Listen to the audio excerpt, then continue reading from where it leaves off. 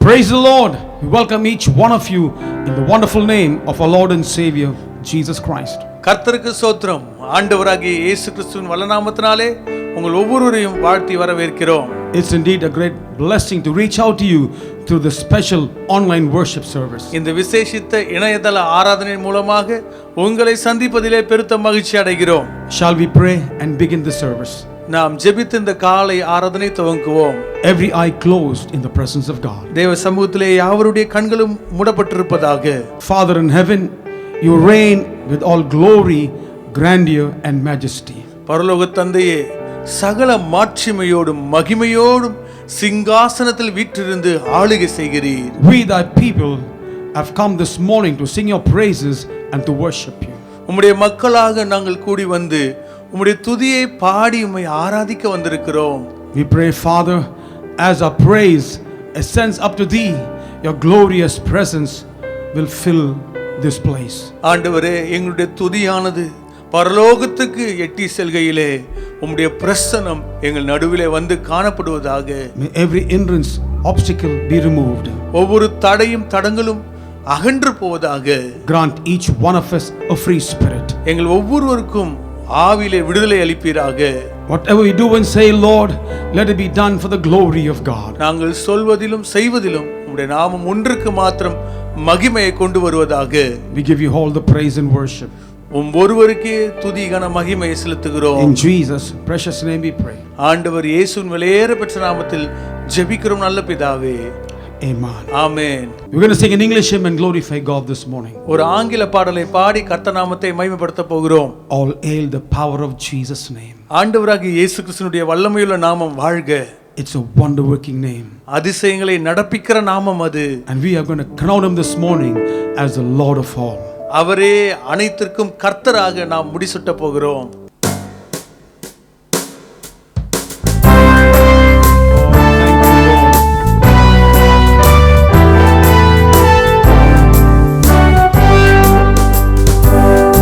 All hail the power of Jesus' name. Let angels prostrate fall. Let angels prostrate fall. Bring forth the royal diadem and crown.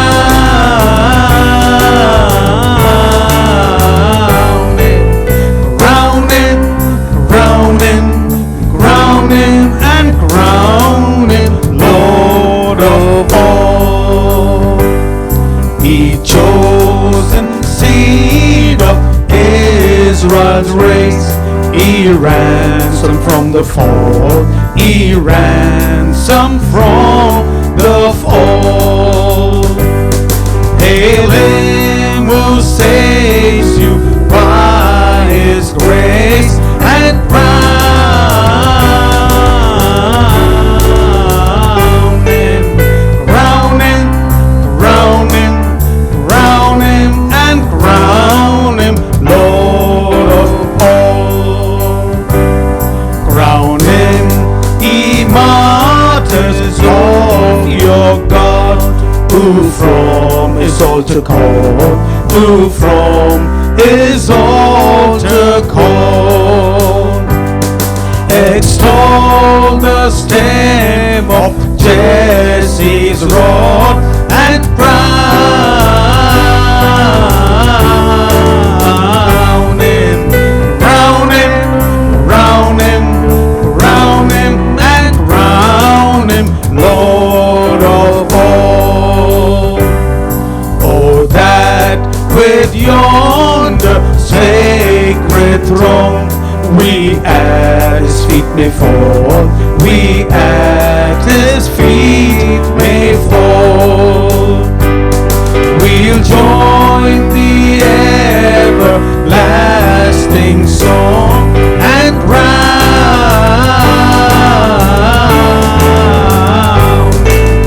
crown him, crown him, crown him, and crown him Lord of all. Crown him, crown him, crown him, and crown him Lord of all. Hallelujah. Hallelujah. He is the Lord of all, அவரே அனைத்திற்கும் ஆண்டவராய் இருக்கிறார். and we have come to crown him this morning as the Lord of all. அவரையே கர்த்தராக முடிசூட்ட நாம் வந்திருக்கிறோம். Amen. Amen. We're going to sing a Tamil song this morning and glorify God. இந்த காலை வேளையில் தமிழ் பாடல் ஒன்றை பாடி கர்த்தர் நாமத்தை மகிமைப்படுத்த போகிறோம். என்னை மறவா இயேசுநாதா. ஆமென். Let's clap our hands and rejoice in God's presence. பாடும்போது உற்சாகமாய் கரங்களை தட்டி கர்த்தருடைய சமூகத்திலே களி கூர்ந்து மகிழ்வோமாக.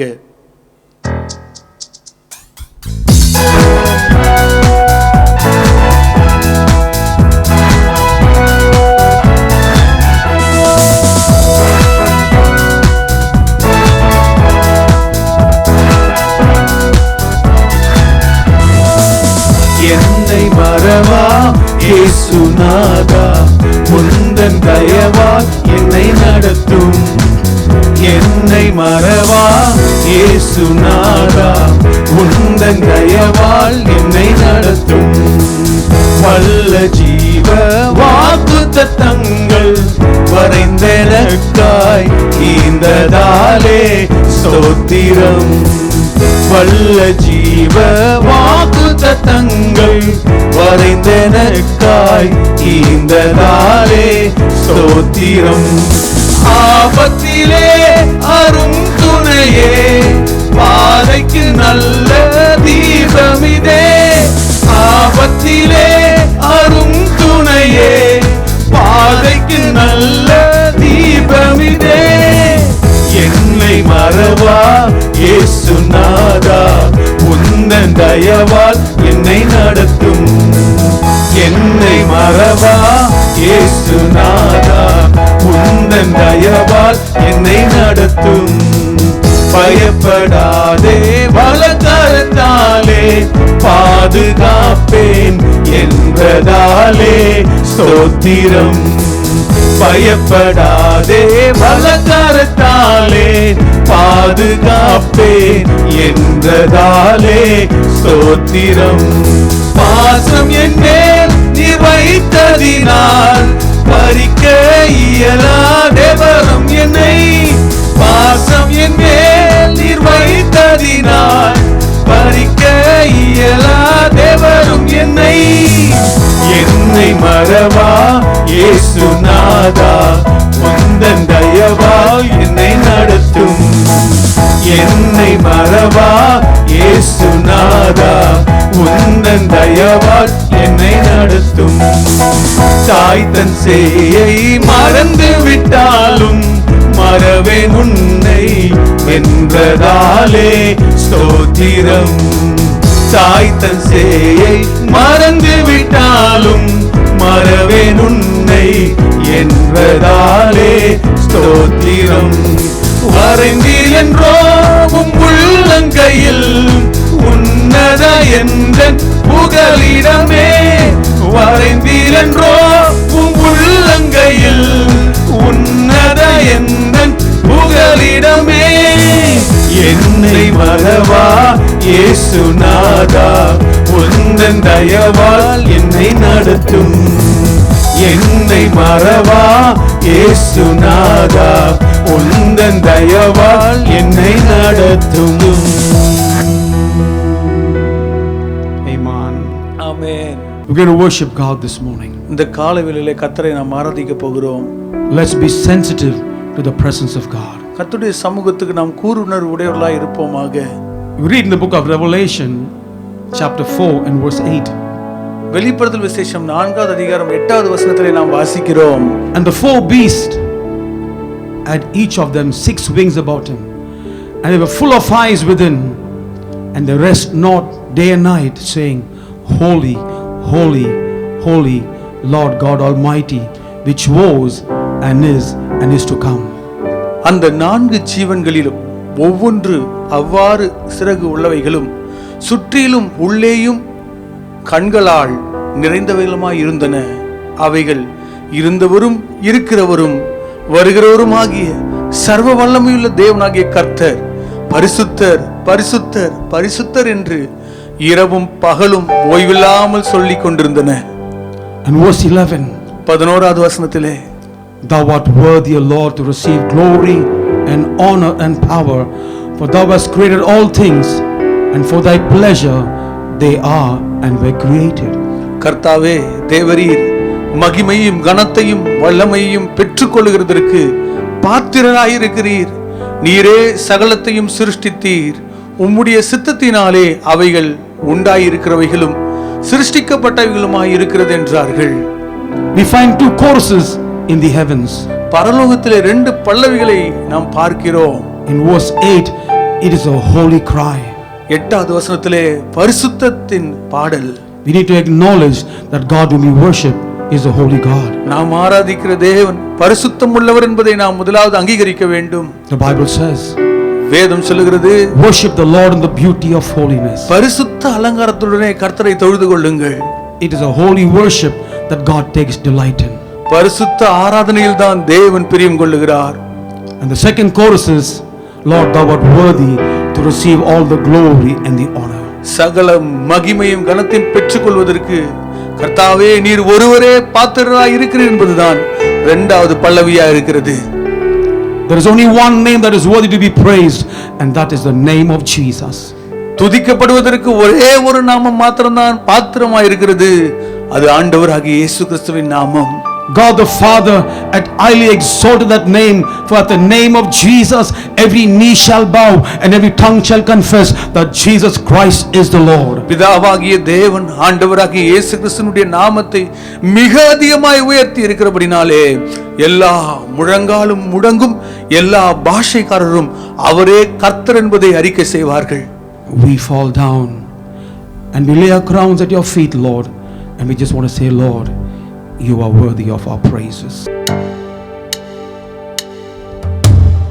We fall down, we lay our crowns at the feet of Jesus.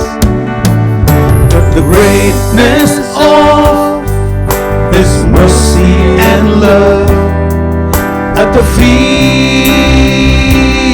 of Jesus, and we cry, holy, holy, holy, and we cry, holy, holy, holy, and we cry, holy, holy, holy is the Lamb.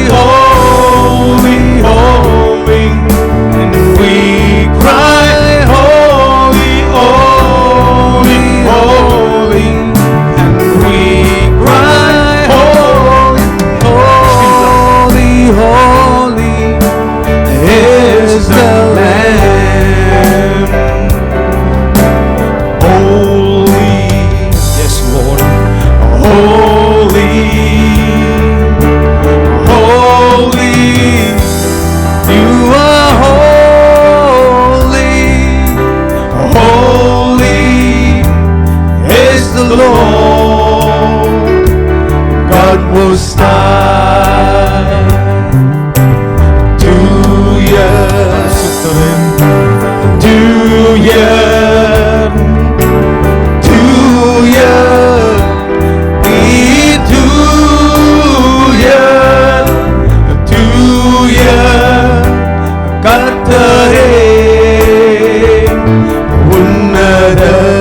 You are worthy, Lord.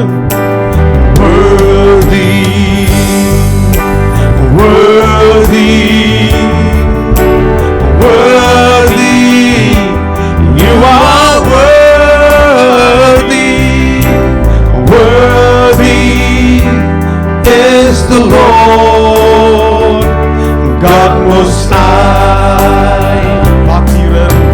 பாத்திரர் இயேசுவே பாத்திரர் நீ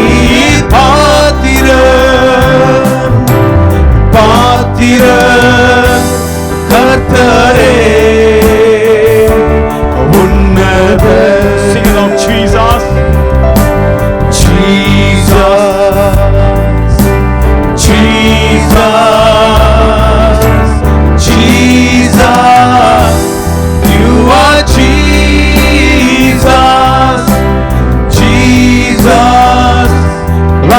The Lord God Most High. Yeshua, Yesu, Yesu, எல்லா நாமத்துக்கு மேலான நாமம் Yesu, நீயன் Yesu, Yesu, கிறிஸ்துவே உன்னத.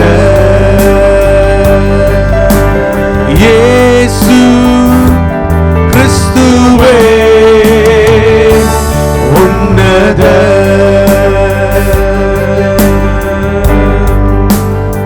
Worthy is the Lamb.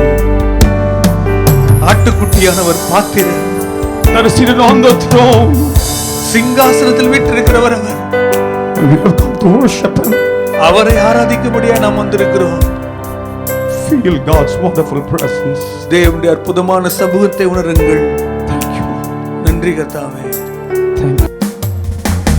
Worthy is the Lamb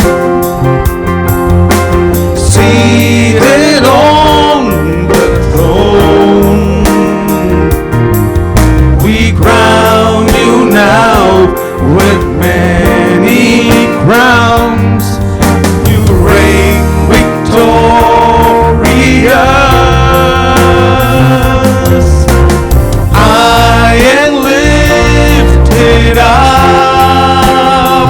Jesus. Jesus, Son of God, the darling of heaven, crucified. Worthy is the Lamb, worthy is the Lamb, worthy is the Lamb, seated on the throne. We crown you now with many crowns. You reign victorious.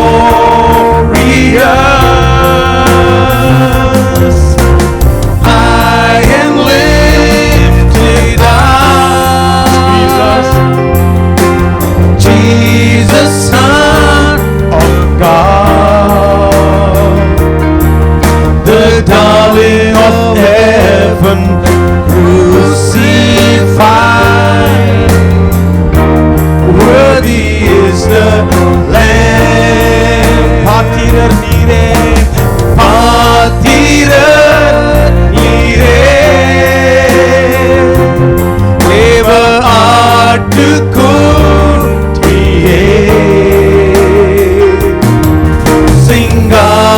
சிங்காசனத்தில் ராஜாவே, ஜெயமாய் ஆள்பவரே, உயர்ந்தவர் உன்னத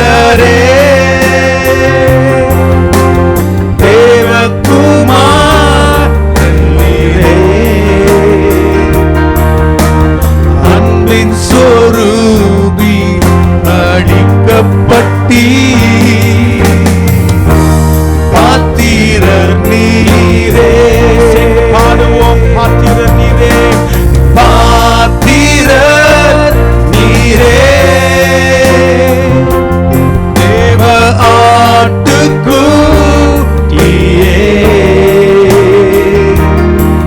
சிங்காசனத்தின்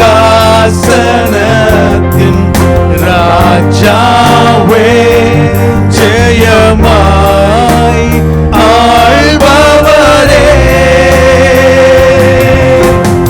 உயர்ந்தவர் உன்னதரே, தேவகுமாரரே,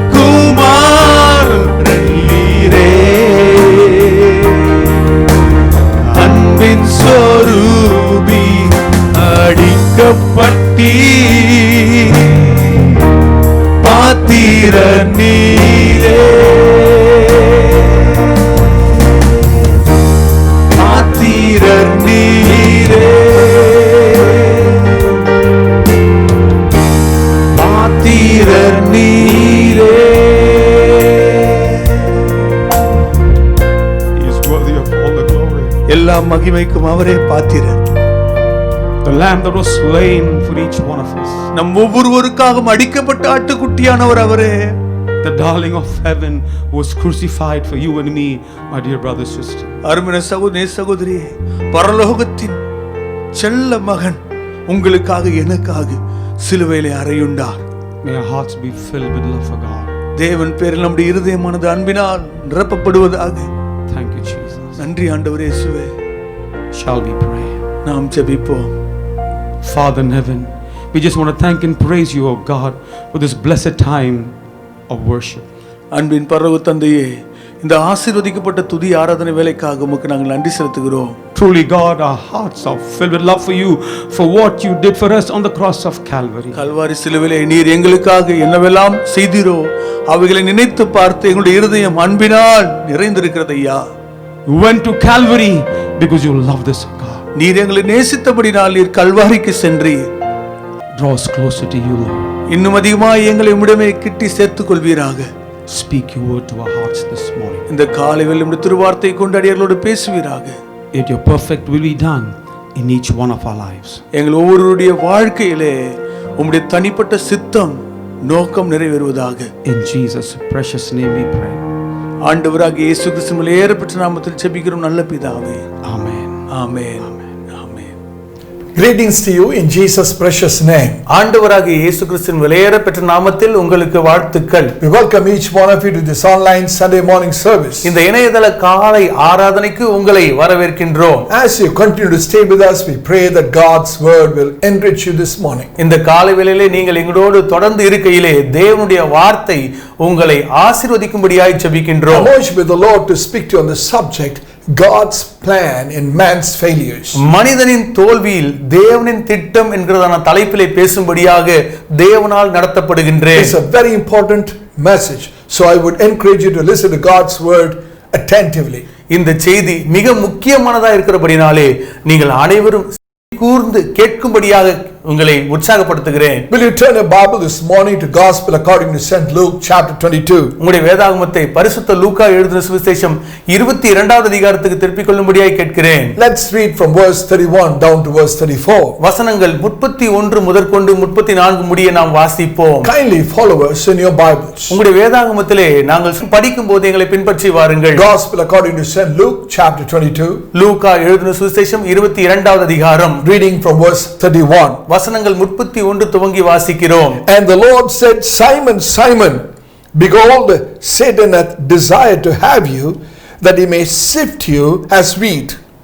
பின்னும் கர்த்தர், சீமோனே சீமோனே, இதோ கோதுமையை சுலகினால் புடைக்கிறது போல சாத்தான் உங்களை புடைக்கிறதற்கு உத்தரவு கேட்டுக்கொண்டான். But I have prayed for thee, that thy faith fail not, and when thou art converted, strengthen thy brethren.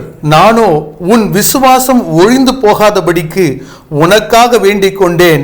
நீ குணப்பட்ட பின்பு உன் சகோதரரை ஸ்திரப்படுத்து என்றார். And he said unto him, Lord, I am ready to go with you both into prison and to death. அதற்கு அவன், ஆண்டவரே, காவலிலும் சாவிலும் உம்மை பின்பற்றி வர ஆயத்தமாயிருக்கிறேன் என்றான். Verse 34. 34வது வசனம். And he said, I tell thee, Peter, the cock shall not crow this day before that thou shalt thrice deny that thou knowest me. அவர் அவனை நோக்கி, பேதுருவே, இன்றைக்கு சேவல் கூவுகிறதற்கு முன்னே நீ என்னை அறிந்திருக்கிறதை 3 தரம் மறுதலிப்பாய் என்று உனக்கு சொல்லுகிறேன் என்றார். In this passage we read about Jesus' warning to Peter of the danger that lay ahead of him. பேதுருக்கு முன்பதாக இருக்கிறதான ஆபத்தை குறித்து ஆண்டவராகிய இயேசு கிறிஸ்து பேதுருவை எச்சரிக்கிறதை குறித்ததான வசன பகுதியை நாம் பார்த்தோம். Jesus warned him saying, Simon, Simon, behold, Satan had demanded permission to sift you like wheat. கோதுமையை சுலகினால் புடைக்கிறது போல உன்னை புடைக்கும்படிக்கு சாத்தான் என்னிடத்திலே உத்தரவு கேட்டுக்கொண்டான் என்று சொல்லி ஆண்டவர் இயேசு பேதுருவிடத்திலே கூறுகிறார். But I have prayed for you that your faith may not fail, and when you once you have turned again, strengthen your brothers. நானோ உன் விசுவாசம் ஒழிந்து போகாதபடிக்கு உனக்காக வேண்டிக் கொண்டேன். நீ மனம் திரும்பின பிற்பாடு உன் சகோதரரை ஸ்திரப்படுத்து. We all know that Peter denied the Lord Jesus Christ 3 times that very night. அந்த ஒரே ராத்திரியிலே பேதுரு ஆண்டவராகிய இயேசு கிறிஸ்துவை 3 முறை மறுதலித்தார் என்பதை நாம் அறிந்திருக்கிறோம். Look in the Bible's verse 34 again. 34வது வசனத்தை மறுபடியும் பாருங்கள். Jesus told Peter, I say to you, Peter, the cock will not crow today until you have denied me 3 times that you know me. பேதுருவே, இன்றைக்கு சேவல் கூவுகிறதற்கு முன்னே நீ என்னை அறிந்திருக்கிறதை 3 தரம் மறுதலிப்பாய் என்று உனக்கு சொல்லுகிறேன் என்றார். I want to share with you 3 important thoughts this morning. இந்த காலைவேளையிலே உங்களிடத்திலே 3 முக்கியமான கருத்துக்களை பகிர்ந்து கொள்ள விரும்புகிறேன். Number 1, முதலாவது, God's purpose in man's failure. மனிதனின் தோல்வியில் தேவனின் நோக்கம். Number 2, இரண்டாவது, God's perfect love in man's failures. மனிதனின் தோல்வியில் தேவனின் பூரண அன்பு. Number 3, மூன்றாவது, God's predetermination in man's failure. மனிதனின் தோல்வியில் தேவனின் முன் தீர்மானம். This message will encourage all of you who feel so frustrated and discouraged because of your failures. உங்களுடைய தோல்வி நிமித்தமாக மனம் கசந்து துவண்டு போய் இருக்கிறவர்களுக்கு இந்த செய்தி உற்சாகம் அளிக்கும். God's word will give you a new hope and strength this morning because failure is not final with God. தோல்வி என்பது தேவனை பொறுத்த மட்டில் முடிவில்லாததா இருக்கிறபடினாலே தேவனுடைய வார்த்தை உங்களை உயிர்ப்பித்து உற்சாகம் அளிக்கும் என்பதை நிச்சயமாய் அடியேன் அறிந்திருக்கிறேன். The first question is, முதலாவது கேள்வி, does God allow failures? தேவன் தோல்விகளை அனுமதிக்கிறாரா? Is there a divine purpose in our failures? நம்முடைய தோல்வியிலே ஒரு தெய்வீக நோக்கம் இருக்கிறதா? Or is failures something that has no purpose at all in God's perfect will? தேவனுடைய பூரண சித்தத்திலே தோல்விக்கான ஒரு நோக்கம் இல்லாமலேயே இருக்கிறதா? Or is it something that God cannot use to further his purpose? தேவனாகிய கர்த்தர் தம்முடைய நோக்கத்தை இன்னும் விரிவாக்கம் செய்யும்படிக்கு அந்த தோல்வியை தேவன் பயன்படுத்த முடியாதா? Let's try to answer this question scripturally. இந்த கேள்விகளை எல்லாம் வேதத்தின் அடிப்படையில் வைத்து நாம் பதிலை காண்போமாக. Number 1, முதலாவது, God's purpose in man's failure. மனிதனின் தோல்வியில் தேவனின் நோக்கம். We read in this passage that God did not prevent Peter from denying him. ஆண்டவராகிய தேவன் பேதுரு தம்மை மறுதலிப்பதில் இருந்து பேதுருவை தடுக்கவில்லை. Why didn't Jesus say, Simon, I have prayed for you that you will not deny me even once? பேதுருவே, நீ என்னை ஒரு விசை கூட மறுதலிக்க வேண்டாம் என்று சொல்லி உனக்காக வேண்டிக் கொண்டேன் என்று ஆண்டவர் இயேசு ஏன் சொல்லவில்லை? Why did the Lord pray only for Peter's faith and not for Peter's failures? பேதுருடைய தோல்விக்காக அல்லாமல் பேதுருடைய விசுவாசத்திற்காக ஆண்டவராகிய இயேசு ஏன் விண்ணப்பிக்க வேண்டும்? Thought provoking question, isn't it? நம்முடைய சிந்தனையை தூண்டுகிற கேள்வியா இது இருக்கிறது அல்லவா? It's something like God saying to Peter, பேதுருவை பார்த்து தேவன் இப்படியாய் சொல்கிறதை போல இது இருக்கிறது. Peter, even if you fall, you must not lose your faith. பேதுருவே, நீ கீழே விழுந்தாலும் உன்னுடைய விசுவாசத்தை நீ இழக்க கூடாது. Listen to me. கவனித்து கேளுங்கள். God does not give us failures but allows failures in our lives. நம்முடைய வாழ்க்கையிலே தேவன் தோல்விகளை கொடுக்கிறதில்லை, தோல்விகளை அனுமதிக்கிறார். Why? ஏன்? So that we will no longer put our trust in our own strength, but only trust and depend on God's strength. நம்முடைய பலத்தை நம்மீது சார்ந்து கொள்ளும்படியாக அல்ல, நம்முடைய நம்பிக்கையை தேவனுடைய பலத்தின் மீது நாம் வைக்கும்படியாக. My dear friend, that's God's primary purpose in our failures. நம்முடைய தோல்வியில் இருக்கிறதான தேவனுடைய பிரதானமான நோக்கம் அதுதான் என் நண்பரே. Some of us would like the Lord to pray for us that we might never fall. நாம் கீழே விழவே கூடாது என்று சொல்லி தேவன் விண்ணப்பிக்க வேண்டும் என்று சொல்லி நம்மில் சிலர் விரும்புகின்றோம். We would like the Lord to say to us, my son, my daughter, I have prayed for you that you will never fall, you will never fail. மகனே மகளே, நீ கீழே விழவே கூடாது, தோல்வி அடையவே கூடாது என்று சொல்லி உனக்காக நான் வேண்டிக் கொண்டிருக்கிறேன் என்று சொல்லி ஆண்டவர் நம்மிடத்திலே சொல்ல வேண்டும் என்று சொல்லி நாம் விரும்புகிறோம். Interestingly enough, our Lord doesn't pray such a prayer for us. ஆனால் அப்படிப்பட்ட ஜெபத்தை ஆண்டவராகிய இயேசு நமக்காக ஜெபிக்கிறது இல்லை என்பதுதான் சுவாரஸ்யமான காரியமா இருக்கிறது. Even if we fall and fail, Jesus never fails. நாம் தடுமாறி கீழே விழுந்து படுதோல்வி அடைந்தாலும் ஆண்டவர் இயேசு நம்மை கைவிடுகிறதே இல்லை. What did Jesus pray for Simon Peter? ஆண்டவராகிய இயேசு கிறிஸ்து சீமோன் பேதுருவை குறித்து எதற்காக ஜெபித்தார்? He didn't pray that Peter should not fall into temptation. சோதனையிலே பேதுரு விழக்கூடாது என்று சொல்லி ஜெபிக்கவில்லை. But that when he did fall, his faith should not fail. அவன் விழும்போது அவனுடைய விசுவாசம் தளர்ந்து போக கூடாது என்று சொல்லிதான் ஆண்டவர் இயேசு ஜெபித்தார். Faith in what? எதிலே விசுவாசம்? Faith in God's perfect love for him. தேவன் அவன் பேரில் கொண்ட பூரண அன்பில் கொண்டிருக்கிறதான விசுவாசம். So that even when Peter reached the bottom of the pit of failures, he would confess, God still loves me. தோல்வியின் அடிமட்டத்திற்கு பேதுரு சென்றாலும் ஆண்டவர் தன்னை நேசிக்கிறார் என்பதை இந்த பேதுரு விசுவாசித்து அறிந்து கொள்ளும்படிக்கு. That is faith, and that is a confession we must always have in our lips and on our hearts. இந்த விசுவாசம் தான் நமக்கு இருக்க வேண்டும். நம்முடைய உதடிலும் நம்முடைய இருதயத்திலும் இப்படிப்பட்ட அறிக்கை தான் இருக்க வேண்டும். No matter how low we may have sunk or fallen, that God still loves us. நாம் எந்த ஆழத்திற்கு மூழ்கி அடிமட்டத்தை அடைந்திருந்தாலும் தேவனாகிய கர்த்தர் இன்னும் நம்மை நேசிக்கின்றார். God still loves us just as we are. நாம் இருக்கிற வண்ணமாகவே தேவனாகிய கர்த்தர் நம்மை நேசிக்கிறார். Dear child of God, அருமையான தேவ பிள்ளையே, that was a confession of the prodigal son when he had reached so low. தன்னுடைய வாழ்க்கையிலே அடிமட்ட நிலைமைக்கு சென்ற அந்த இளைய குமாரன் கெட்ட குமாரனுடைய அறிக்கையும் அப்படியாக தான் இருந்தது. He could not go any lower, but he still believed that his father loved him so much. இதையும் தாண்டி படுகொடிக்கு அவனால் செல்ல இயலாத நிலையில் இருந்த போதும் கூட தன் தகப்பன் தன்னை இன்னும் நேசிக்கிறார் என்பதை மாத்திரம் அவன் அறிந்திருந்தான். I can't imagine anyone reaching a state where that person had to eat what the pigs eat. பன்றிகள் தின்கிறதான தவிட்டை தின்கிற அளவிற்கு ஒரு மனுஷன் அந்த தாழ்விடத்திற்கு போக முடியுமா என்று சொல்லி என்னால் கற்பனை செய்து பார்க்க முடியவில்லை. But when he reached a rock bottom, ஆனால் அந்த தாழ்வான அடிமட்ட நிலைமைக்கு அவன் சென்றபோது the prodigal son remembered one thing. அந்த கெட்ட குமாரன் ஒரு காரியத்தை புரிந்து கொண்டான். That his father still loved him. தன் தகப்பன் இன்னும் தன்னை நேசிக்கிறார் என்பதை அவன் அறிந்து கொண்டான். Otherwise he would never have returned home. அப்படி இல்லாவிட்டால் அவன் தன்னுடைய வீட்டுக்கு வந்தே இருக்க மாட்டானே. Listen, God's people. தேவ ஜனமே கவனித்து கேளுங்கள். Supposing he had heard that his father had died and that his elder brother was running the house. தன்னுடைய தகப்பன் மரித்து விட்டதாயும் தன்னுடைய மூத்த சகோதரன் வீட்டை நடத்துகிறதாயும் இந்த இளைய குமாரன் மாத்திரம் கேட்டிருப்பாரானால், Do you think that he would have come back home? அவன் தன்னுடைய வீட்டிற்கு வந்திருப்பார் என்று நீங்கள் நினைக்கிறீர்களா? No, I don't think so. இல்லவே இல்லை, அவர் வந்தே இருக்க மாட்டார் என்று தான் நான் நினைக்கிறேன். He knew what his elder brother was like. தன்னுடைய மூத்த சகோதரன் எப்படிப்பட்டவர் என்பதை இந்த இளையகுமாரன் அறிந்திருந்தார். And knowing that, he would never have come back home. அதை அறிந்து நிச்சயமாகவே வீட்டிற்கு வந்தே இருக்க மாட்டார். But he came back home only because he knew that his father still loved him and his father was still alive. தன்னுடைய தகப்பன் இன்னும் தன்னை நேசிக்கிறார் என்றும் தன்னுடைய தகப்பன் இன்னும் உயிரோடு இருக்கிறார் என்பதை அறிந்திருந்தபடினால் தான் அந்த இளைய குமாரன் தன் தகப்பன் வீட்டுக்கு திரும்ப வந்தார். A true church is like the father's house. உண்மையான திருச்சபை என்பது தகப்பனுடைய வீட்டை போலதான் இருக்கிறது. People may go to the church because of their spiritual inconsistency. தங்களுடைய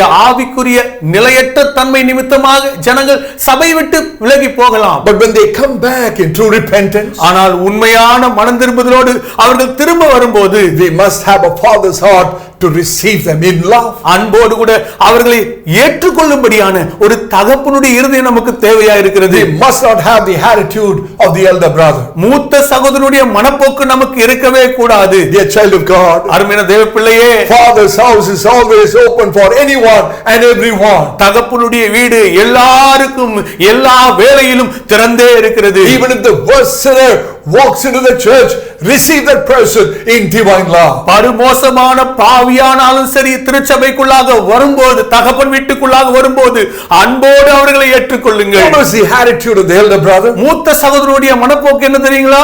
If he is there, I will not come in. இவன் அங்கே இருப்பானானால் நான் உள்ளே வர மாட்டேன். I've heard some believers saying, சில விசுவாசிகள் சொல்ல கேட்டிருக்கிறீர்களா? oh, if that brother, if that sister comes to this church, then I will not come to this church. அந்த சகோதரன் அந்த சகோதரி இந்த சபைக்கு வருவார்களானால் நான் இந்த சபைக்கு வரவே மாட்டேன். Okay, fine, stand outside. Who is the loser? சரி போங்க, யாருக்கு நஷ்டம்? உங்களுக்கு தானே. Dear brother, sister, அருமையான சகோதரனே சகோதரியே, our church must have such an image that even the worst of sinners feel free to come to us.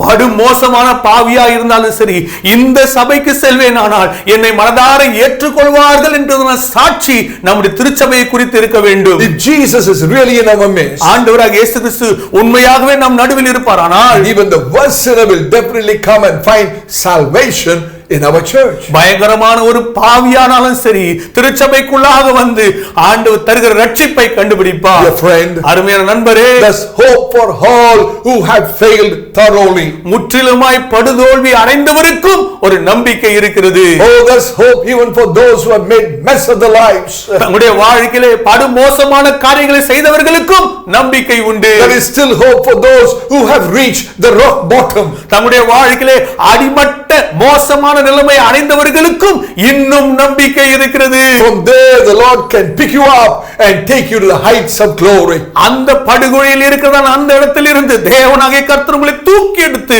மகிமையின் உச்சக்கட்டத்திற்கு உங்களை அழைத்து செல்ல வல்லமையுடையவராக இருக்கிறார். His prayer for us is this, அவர் நம்மை குறித்து ஜெபிக்கிற ஜெபம் இதுதான், that our faith in His love should not fail at any time.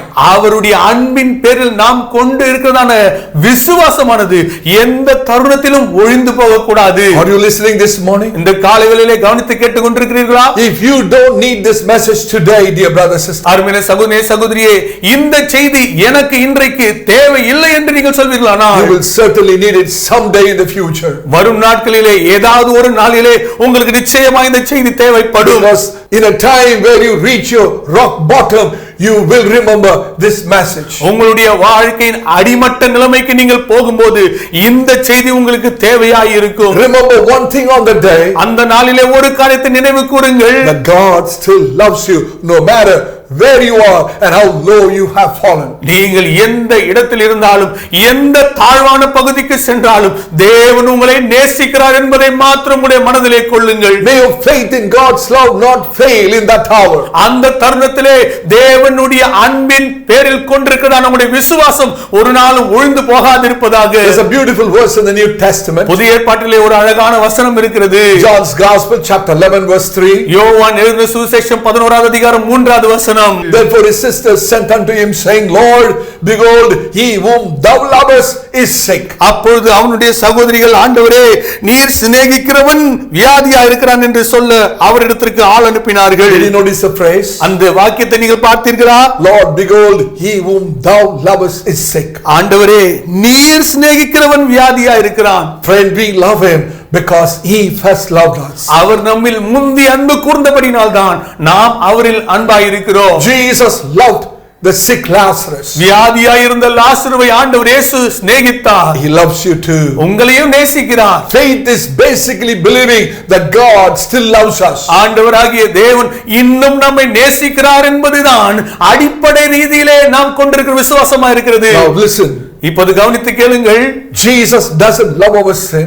ஆண்டவர் இயேசு நம்முடைய பாவங்களை சிநேகிக்கிறதில்லை. He doesn't want us to continue in our sin. நம்முடைய பாவத்தில் நாம் தொடர்ந்து இருப்பதை ஆண்டவர் நேசிக்கிறதில்லை. He is like a loving father who sees his child's diseases and hates those diseases but loves his child. தான் வியாதிப்பட்டிருக்கிற பிள்ளையை நேசித்து அந்த வியாதியை வெறுக்கிற அன்பான தகப்பனை போலதான் நம்முடைய ஆண்டவரும் இருக்கின்றார். Think of a mother who sees a child full of leprosy or tuberculosis. தன்னுடைய பிள்ளை அந்த குஷ்டரோகத்தினாலும் காச நோயினாலும் நிறைந்திருக்கிறதை பார்க்கிறதான ஒரு தாயை யோசித்து பாருங்கள். That mother loves her child so much, தன்னுடைய மகளை பிள்ளை அந்த தாய் அதிகமாய் நேசிக்கிறாள், but hates those diseases with all her heart. தன் முழு இருதயத்தோடு அந்த வியாதியை அறவே வெறுக்கிறாள். So also with our God. அதே போலதான் நம்முடைய தேவனும் கூட. God loves sinners so much, but he hates their sin. தேவன் பாவிகளை அதிகமாய் நேசிக்கிறார், அவருடைய பாவங்களையோ முழுமையாய் வெறுக்கிறார். Will you turn a Bible this morning to the book of Isaiah? ஏசாயா தீர்க்கதரிசன புத்தகத்திற்கும் வேதாகமத்தை திருப்பிக் கொள்வீர்களா? Chapter 30 and verse 1. 30வது அதிகாரம் 1வது வசனம். Book of Isaiah chapter 30 verse 1. ஏசாயா 30வது அதிகாரம் 1வது வசனம். Woe to the rebellious children, say the Lord, that take counsel, but not of me, and that cover with a covering, but not of my spirit, that they may add sin to sin. பாவத்தோடே பாவத்தை கூட்டும்படி என்னை அல்லாமல் ஆலோசனை பண்ணி என் ஆவியை அல்லாமல் தங்களை மூடிக்கொள்ள பார்க்கிறவர்களுக்கு ஐயோ. But see what the Lord says in verse 18. 18வது வசனத்திலே கர்த்தர் என்ன சொல்கிறார் பாருங்கள். And therefore will the Lord wait, that he may be gracious unto you, and therefore will he be exalted, that he may have mercy upon you. For the Lord is a God of judgment. Blessed are all they that wait for him. ஆனாலும் உங்களுக்கு இரங்கும்படி கர்த்தர் காத்திருப்பார், உங்கள் மேல் மனதுருகும்படி எழுந்திருப்பார். கர்த்தர் நீதி செய்கிற தேவன், அவருக்கு காத்திருக்கிற அனைவரும் பாக்கியவான்கள். Verse 19. 19வது வசனம். For the people shall dwell in Zion at Jerusalem, thou shalt weep no more. He will be very gracious unto thee. At the voice of thy cry, when he shall hear it, he will answer thee. சீயோனை சேர்ந்த ஜனங்கள் எருசலேமில் வாசமாய் இருப்பார்கள். இனி நீ அழுது கொண்டிராய், உன் கூப்பிடலின் சத்தத்திற்கு அவர் உருக்கமாய் இறங்கி அதை கேட்டவுடனே உனக்கு மறு உத்தரவு அருளுவார். What do we understand from this passage? இந்த வசன பகுதியிலிருந்து நாம் எதை புரிந்து கொள்கிறோம்? We see God's love for sinners and God's hatred for sin on Calvary's cross.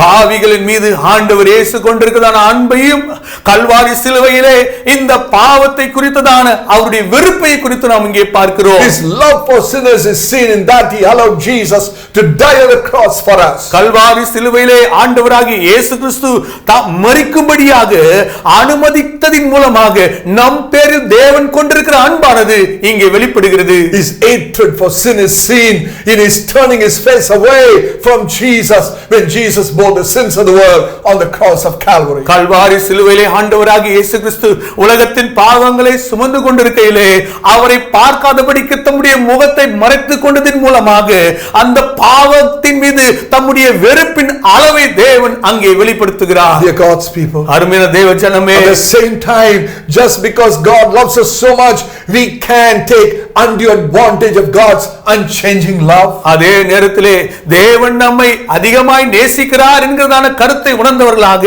தேவனுடைய மாறாத அன்பை நமக்காக பாவம் செய்வதற்கு ஏதுவாக நாம் பயன்படுத்திக் கொள்ளக்கூடாது. Oh, I tell you, he is a strict father, not a grandfather. அவர் ஒரு கண்டிப்புள்ள தகப்பனாய் இருக்கிறாரே ஒழிய செல்லம் கொடுத்து கெடுக்கிற ஒரு தாத்தா கிடையாது. The same God of love will turn his face away from those who continue to sin against him. தேவனுக்கு விரோதமாக தனக்கு விரோதமாக தொடர்ந்து பாவம் செய்து கொண்டிருக்கிறதை பார்க்காமல் தம்முடைய முகத்தை அவர் மறைத்துக் கொள்ளுகிற கண்டிப்புள்ள தகப்பனாய் அவர் இருக்கிறார். Turn away his face from those who says to God, I am not going to listen to you. ஆண்டவரே உமக்கு நான் செவி கொடுக்க மாட்டேன் என்று யார் யாரெல்லாம் சொல்லுகிறார்களோ அவர்களை பார்க்காதபடிக்கு தம்முடைய முகத்தை அவர் மறைத்துக் கொள்ளுகிறார். He will turn away his face from those who say, I have chosen my own ways, I will continue in my sin. நான் என்னுடைய சொந்த வழியை தான் தெரிந்து கொண்டேன், நான் தொடர்ந்து பாவத்திலே தான் இருப்பேன் என்று யார் யாரெல்லாம் சொல்லுகிறார்களோ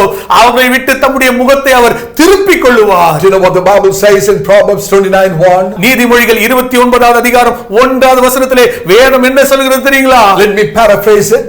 அதை பொழிப்புரை செய்து சொல்கிறேன். A man who is corrected many times and refuses to accept correction will one day suddenly be destroyed and he will not have another chance. அடிக்கடி கடிந்து கொள்ளப்பட்டும் தன் பிடரியை கடினப்படுத்துகிறவன் சகாயமின்றி சடுதியில் நாசம் அடைவான். If a man keeps on refusing God's loving invitation, he is in real danger, I tell you. தேவன் தருகிறதான அன்பின் அழைப்புகளை வேண்டாம் என்று சொல்லி அறிந்தே மறுப்பு தெரிவிக்கிறவன் உண்மையிலே ஆபத்தான நிலையில் இருக்கிறான் என்று அடியேன் சொல்லுகிறேன். Now I don't want any of you to feel condemned hearing this. இதை கேட்பதின் மூலமாக நீங்கள் ஆக்கினைக்குள்ளாக தீர்க்கப்படுவதாக உணர வேண்டாம். Because that verse was not written for those who accidentally fall into sin.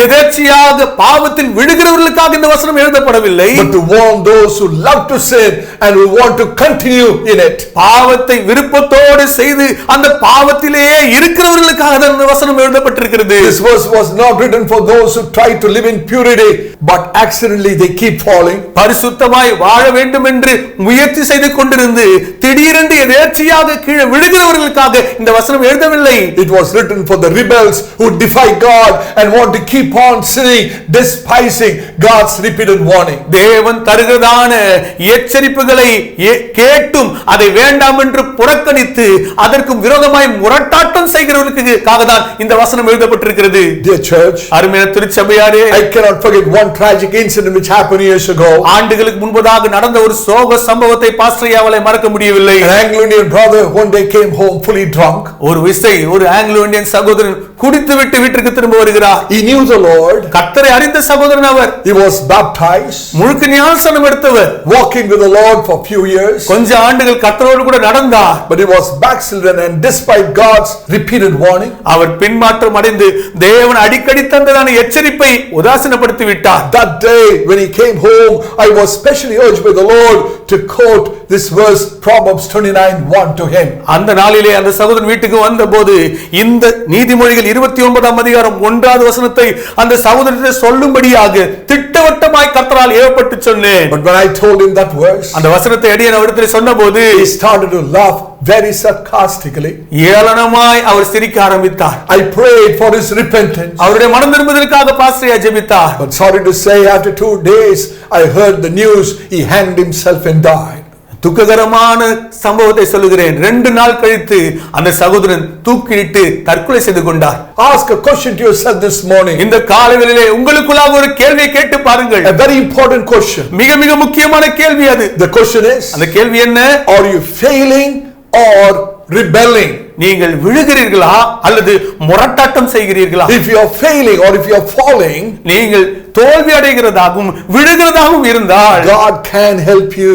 தேவனால் உங்களுக்கு உதவ முடியும். But friend, if you are rebelling, ஆனால் நண்பரே, நீங்கள் அறிந்தே தெரிந்தே முரட்டாட்டம் செய்வீர்களானால் God cannot help you. தேவனால் உங்களுக்கு உதவ முடியாது. What does it mean to rebel? முரட்டாட்டம் செய்வதென்றால் என்ன அர்த்தம்? No desire to repent and no desire to turn back to God. மனம் திரும்பி வரவோ தேவனிடத்திலே திரும்ப செல்லவோ வாஞ்சை விருப்பம் எல்லளவும் இல்லை. Saying no to God's repeated warning and wanting to keep on sinning presumptuously. தேவன் அடிக்கடி தருகிறதான எச்சரிப்புகளை அல்ல தட்டிவிட்டு வேண்டுமென்றே தொடர்ந்து தன்னுடைய பாவ காரியங்களிலே ஈடுபட்டு இருப்பது. So what is God's purpose in our failure? ஆகினாலே நம்முடைய தோல்வியிலே தேவனுடைய நோக்கம் தான் என்ன?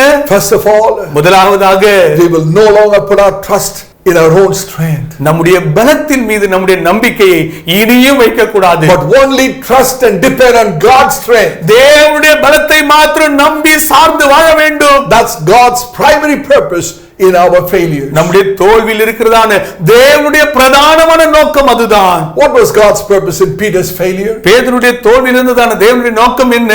Second purpose. இரண்டாவது நோக்கம். Turn your Bibles to Luke's Gospel chapter 22 லூக்கா எழுதின சுவிசேஷம் 22வது அதிகாரத்துக்கு வேதத்தை திருப்பிக் கொள்ளுங்கள். and verse 31. 31வது வசனம். And the Lord said, Simon, Simon, behold, Satan hath desired to have you, that he may sift you as wheat.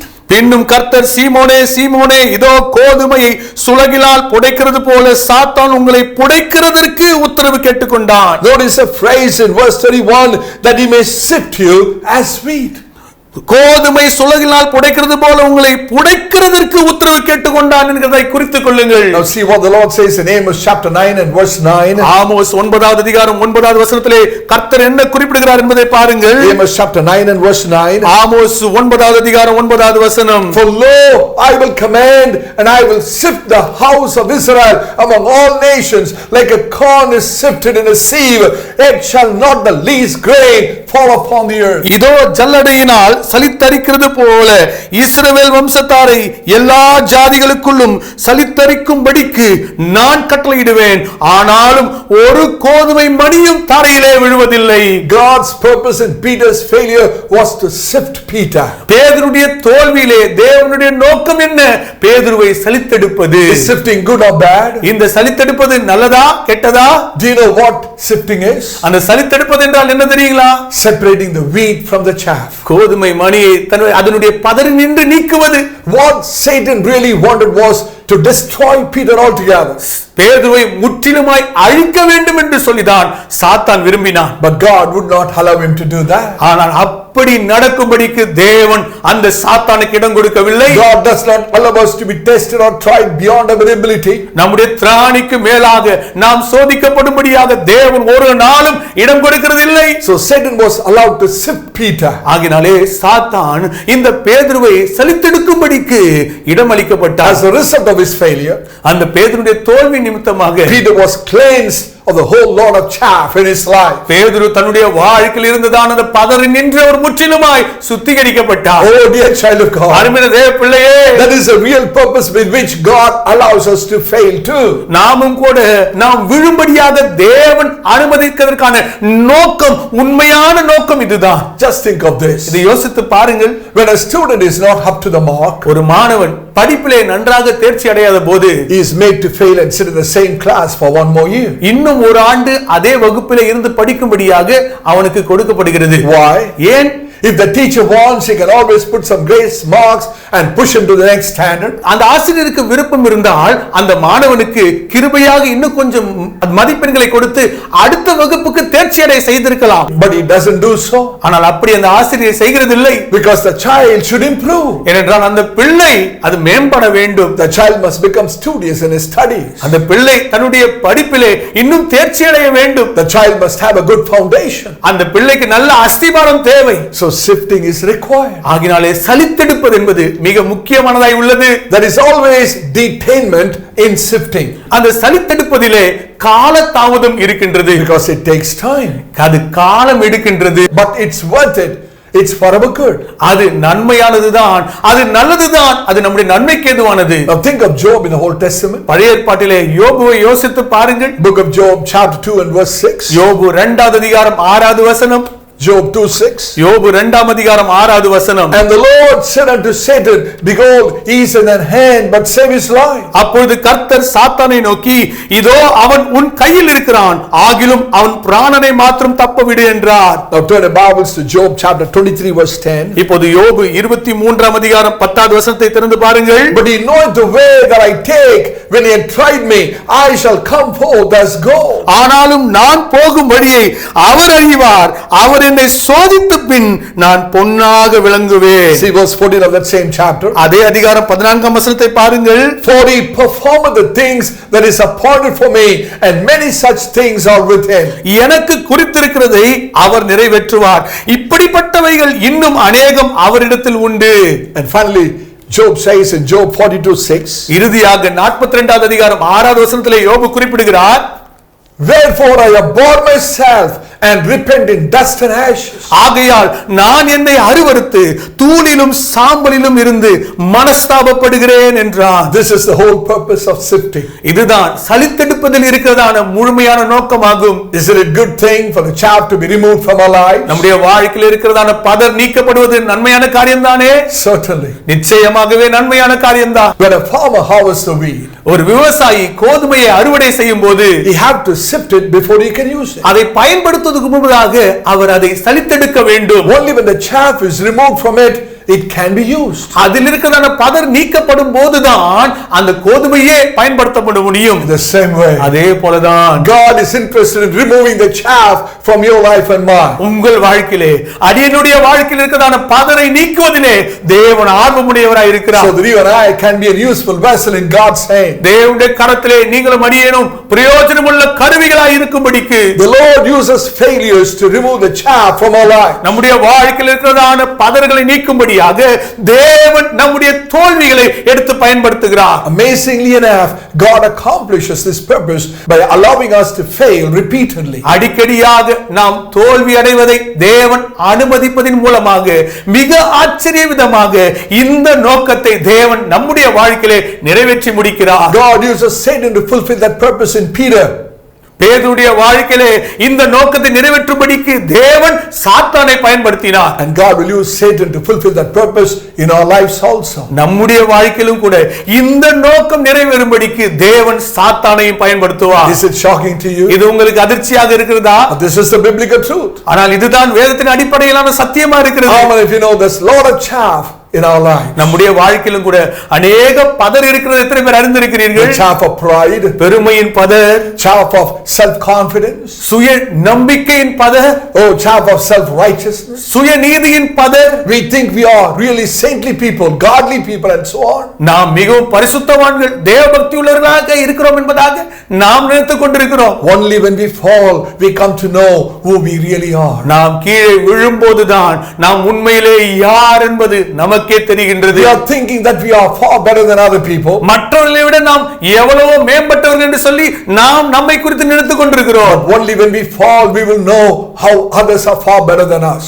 நாம் விழும்போதுதான் நம்மை விட மற்றவர்கள் எவ்வளவு உயர்ந்தவர்களாக மேம்பட்டவர்களாக இருக்கிறார்கள் என்பதை புரிந்து கொள்கிறோம். Oh dear brother sister, அருமையான சகோதரே சகோதரியே, God uses Satan to make us fail repeatedly in order to remove the chaff from us completely. நம்முடைய வாழ்க்கையில் இருக்கிறதான பதரை முற்றிலுமாக தேவனாய் கர்த்தர் நீக்கி போடும்படிக்கு தேவனாய் கர்த்தர் சாத்தான் நம்மை சோதிக்கும்படியாக சலித்தெடுக்கும்படியாக தேவன் அனுமதி கொடுக்கின்றார். Till all the chaff are removed from our lives, God will use Satan in our life. நம்முடைய வாழ்க்கையில் இருக்கிறதான பதர் அனைத்தும் நீங்குகிற வரைக்கும் தேவனாகிய கர்த்தர் சாத்தானை பயன்படுத்துகிறார் நம்முடைய வாழ்க்கையிலே. I want you to think for a moment. நீங்கள் ஒரு கணம் யோசித்து பார்க்க வேண்டும் என விரும்புகின்றேன். God can protect us from falling. விழாதபடிக்கு தேவனால் நம்மை காக்க முடியும். God can safeguard us from our failures. நம்முடைய தோல்வியில் இருந்து தேவன் நம்மை பாதுகாக்க முடியும். But he doesn't do so. ஆனால் அப்படி அவர் செய்கிறது இல்லை. Because sifting is required in our lives for the chaff to be removed. பதர் நீக்கப்படுவதற்கு நம்முடைய வாழ்க்கையிலே சலித்தெடுப்பது என்பது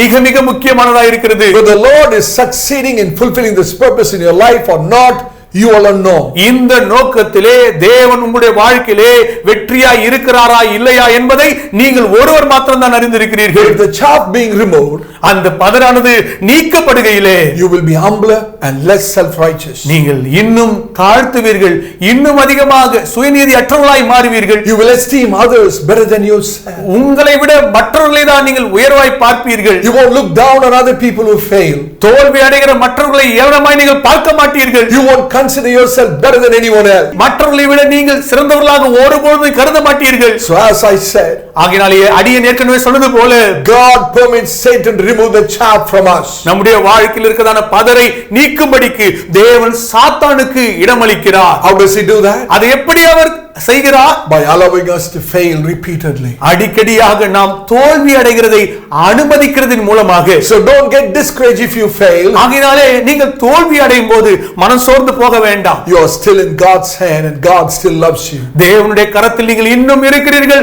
தேவன் இன்னும் உங்களை நேசிக்கிறார். Do you know what we read in the book of Jeremiah? எரேமியா புத்தகத்தில் நாம் என்ன வாசிக்கிறோம் தெரியுங்களா? Jeremiah chapter 18 and verse 4. எரேமியா 18வது அதிகாரம் 4வது வசனம். And the vessel that he made of clay was marred in the hand of the potter, so he made it again another vessel, as it seemed good to the potter to make it. குயவன் வணைந்து கொண்டிருந்த மண் பாண்டம் அவன் கையிலே கெட்டு போயிற்று.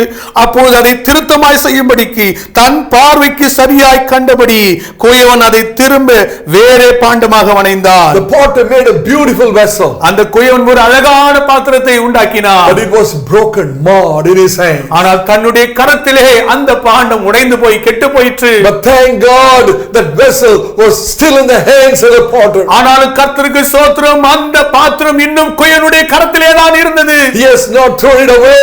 இந்த குயவன் அந்த பாத்திரத்தை தூக்கி எறிந்து விடவில்லை. Now see what the Bible says in verses 5 and 6 of Jeremiah 18. எரேமியா 18வது அதிகாரம் வசனங்கள் 5, 6 வேதம் என்ன குறிப்பிடுகிறது என்பதை பாருங்கள். Then the word of the Lord came to me saying, O house of Israel, cannot I do with you as this potter, say the Lord? Behold, as the clay is in the potter's hand, so are ye in mine hand, O house of Israel. அப்பொழுது கர்த்தருடைய வசனம் எனக்கு உண்டாகி, அவர் இஸ்ரவேல் குடும்பத்தாரே, இந்த குயவன் செய்தது போல நான் உங்களுக்கு செய்யக்கூடாதோ என்று கர்த்தர் சொல்லுகிறார். இதோ இஸ்ரவேல் வீட்டாரே, களிமண் குயவன் கையில் இருக்கிறது போல நீங்கள் என் கையில் இருக்கிறீர்கள். You may have very badly fallen. உங்களுடைய வாழ்க்கையிலே நீங்கள் படுமோசமாய் விழுந்திருக்கலாம். Probably you have faced terrible failures. பயங்கரமான தோல்விகளை நீங்கள் சந்தித்திருக்கலாம். As a servant of the Most High God, I tell you this morning, இந்த காலைவேளையிலே உன்னதமான தேவனுடைய ஊழியக்காரனாய் அடியேன் உங்களுக்கு சொல்லுகிறேன், you are still in God's loving hand. இன்னமும் தேவனுடைய அன்பான கரத்திற்குள்ளாக நீங்கள் இருக்கிறீர்கள். There is a glorious purpose that's being fulfilled through your repeated failures. உங்களுடைய தொடர்ந்தேர்ச்சியான தோல்வியின் மூலமாக தேவனுடைய மகிமையான நோக்கம் நிறைவேறிக் கொண்டு வருகிறது. But your faith in God's love for you must not fail at such times. அப்படிப்பட்ட காலகட்டத்திலே தேவனுடைய அன்பின் பேரில் நீங்கள் கொண்டிருக்கிற உங்களுடைய விசுவாசம் மாத்திரம் ஒழிந்து போக கூடாது. Purpose number 3. மூன்றாவது நோக்கம். Now you tell me, does God have a purpose in your failures? இப்போது நீங்கள் சொல்லுங்கள், உங்கள் தோல்வியிலே தேவனிடத்திலே ஒரு நோக்கம் இருக்கிறதா? Yes, of course. உண்மையிலே இருக்கிறது. Thirdly, think of Peter in another tight corner. இன்னொரு ஒரு நெருக்கடியான சூழ்நிலையிலே பேதுரு இருக்கிறதை பாருங்கள். Turn your Bible to Matthew's Gospel chapter 14. மத்தேயு எழுதின சுவிசேஷம் 14வது அதிகாரத்துக்கு வேதத்தை திறந்து பாருங்கள். Let's read from verse 28 down to verse 31. வசனங்கள் 28 துவங்கி 31 முடிய நாம் வாசிப்போம். Matthew's Gospel chapter 14. மத்தேயு எழுதின சுவிசேஷம் 14வது அதிகாரம் Reading from verse 28. 28வது வசனம் துவங்கி. And Peter answered him and said, Lord, if it be thou, bid me come unto thee on the water. பேதுரு அவரை நோக்கி, ஆண்டவரே நீரே ஆனால் நான் ஜலத்தின் மேல் நடந்து உம்மிடத்தில் வர கட்டளையிடும் என்றான். And he said, come. அதற்கு அவர் வா என்றார். And when Peter was come down out of the ship, he walked on the water to go to Jesus. அப்பொழுது பேதுரு படவை விட்டு இறங்கி இயேசுவிடத்தில் போக ஜலத்தின் மேல் நடந்தான். And when he saw the wind boisterous, காற்று பலமாய் இருக்கிறதை அவன் கண்டபோது he was afraid. அவன் பயந்து And beginning to sink, he cried, saying, Lord, save me. அமிழ்ந்து போகையில், ஆண்டவரே என்னை ரட்சியும் என்று கூப்பிட்டான். And immediately Jesus stretched forth his hand and caught him and said unto him, Thou have little faith, wherefore thou didst doubt? உடனே இயேசு கையை நீட்டி அவனை பிடித்து, அற்ப விசுவாசியே ஏன் சந்தேகப்பட்டாய் என்றார். Now see verse 32. 32வது வசனத்தை பாருங்கள். When they were come into the ship, the wind ceased. அவர்கள் படவில் ஏறினவுடனே காற்று அமர்ந்தது. This is something amazing. இதுதான் மிகவும் ஆச்சரியமானதா இருக்கிறது. Success in the same place where Peter failed. பேதுரு எந்த இடத்திலே படுதோல்வி அடைந்தாரோ அதே இடத்திலே ஜெயம் கிடைத்தது. Now I want you to think for a moment. நீங்கள் ஒரு கணம் யோசித்து பார்க்க வேண்டும் என விரும்புகிறேன். If only Peter had walked on the water successfully, பேதுரு மாத்திரம் ஜெயமாய் அந்த தண்ணீர் மீது நடந்து வந்திருப்பாரானால், oh, when there was a contention that arose among the disciples saying, who is the greatest among us? நம்மில் யார் பெரியவன் என்கிறதான வாக்குவாதமானது சீஷர்கள் மத்தியிலே உண்டான போது, You know what Peter would have said? பேதுரு என்ன சொல்லியிருப்பார் தெரியுங்களா? Come on, everybody, keep quiet. எல்லாரும் கொஞ்சம் அமைதியா இருங்க.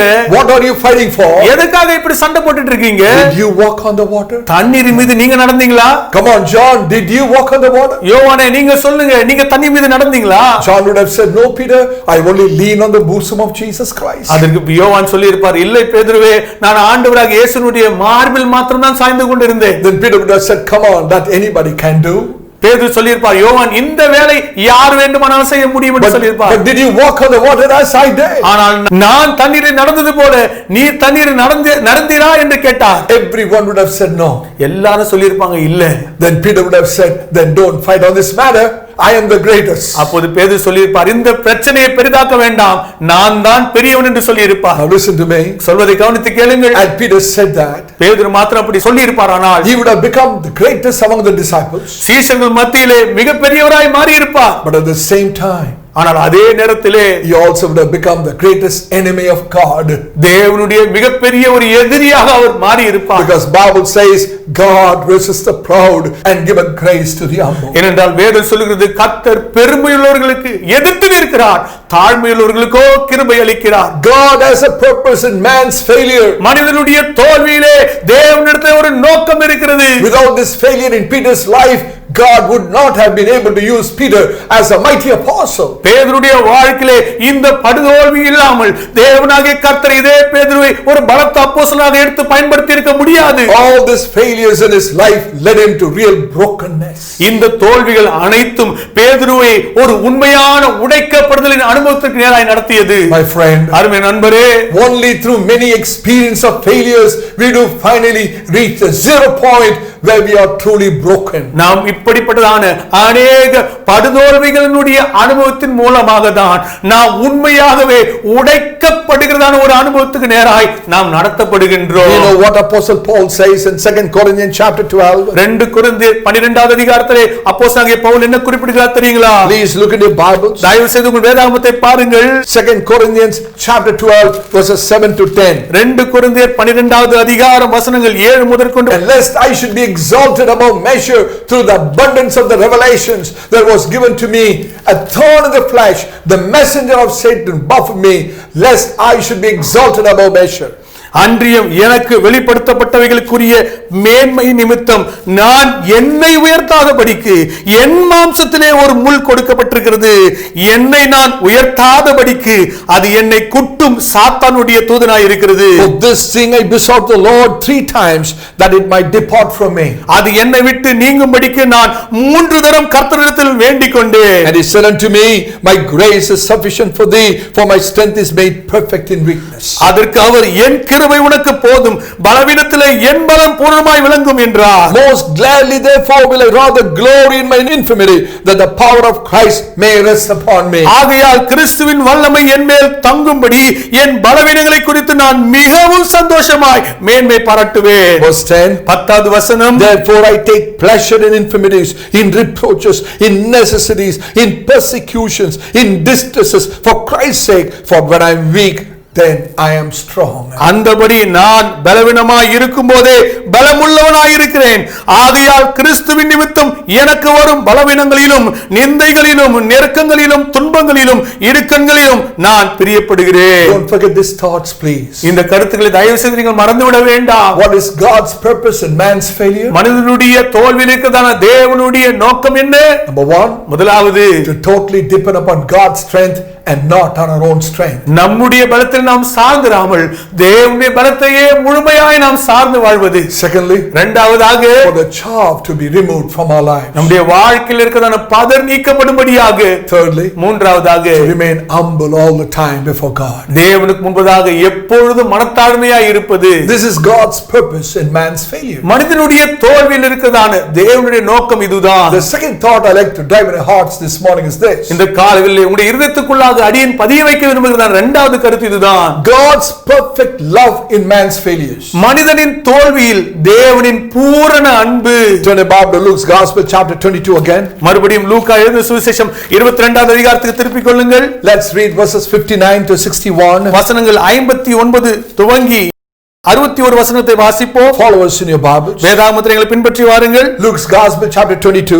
லூக்கா எழுதின சுவிசேஷம் 22வது அதிகாரம், Reading from verse 59. 59ஆம் வசனம் துவங்கி, And in the space of 1 hour after another, confidently affirming, saying, of a truth, this fellow also was with him, for he is a Galilean. ஏறக்குறைய 1 மணி நேரத்துக்கு பின்பு வேறொருவன் அவனை பார்த்து, மெய்யாகவே இவனும் அவனோடு இருந்தான், இவன் கலிலேயன் தான் என்று சாதித்தான். And Peter said, Man, I know not what thou sayest.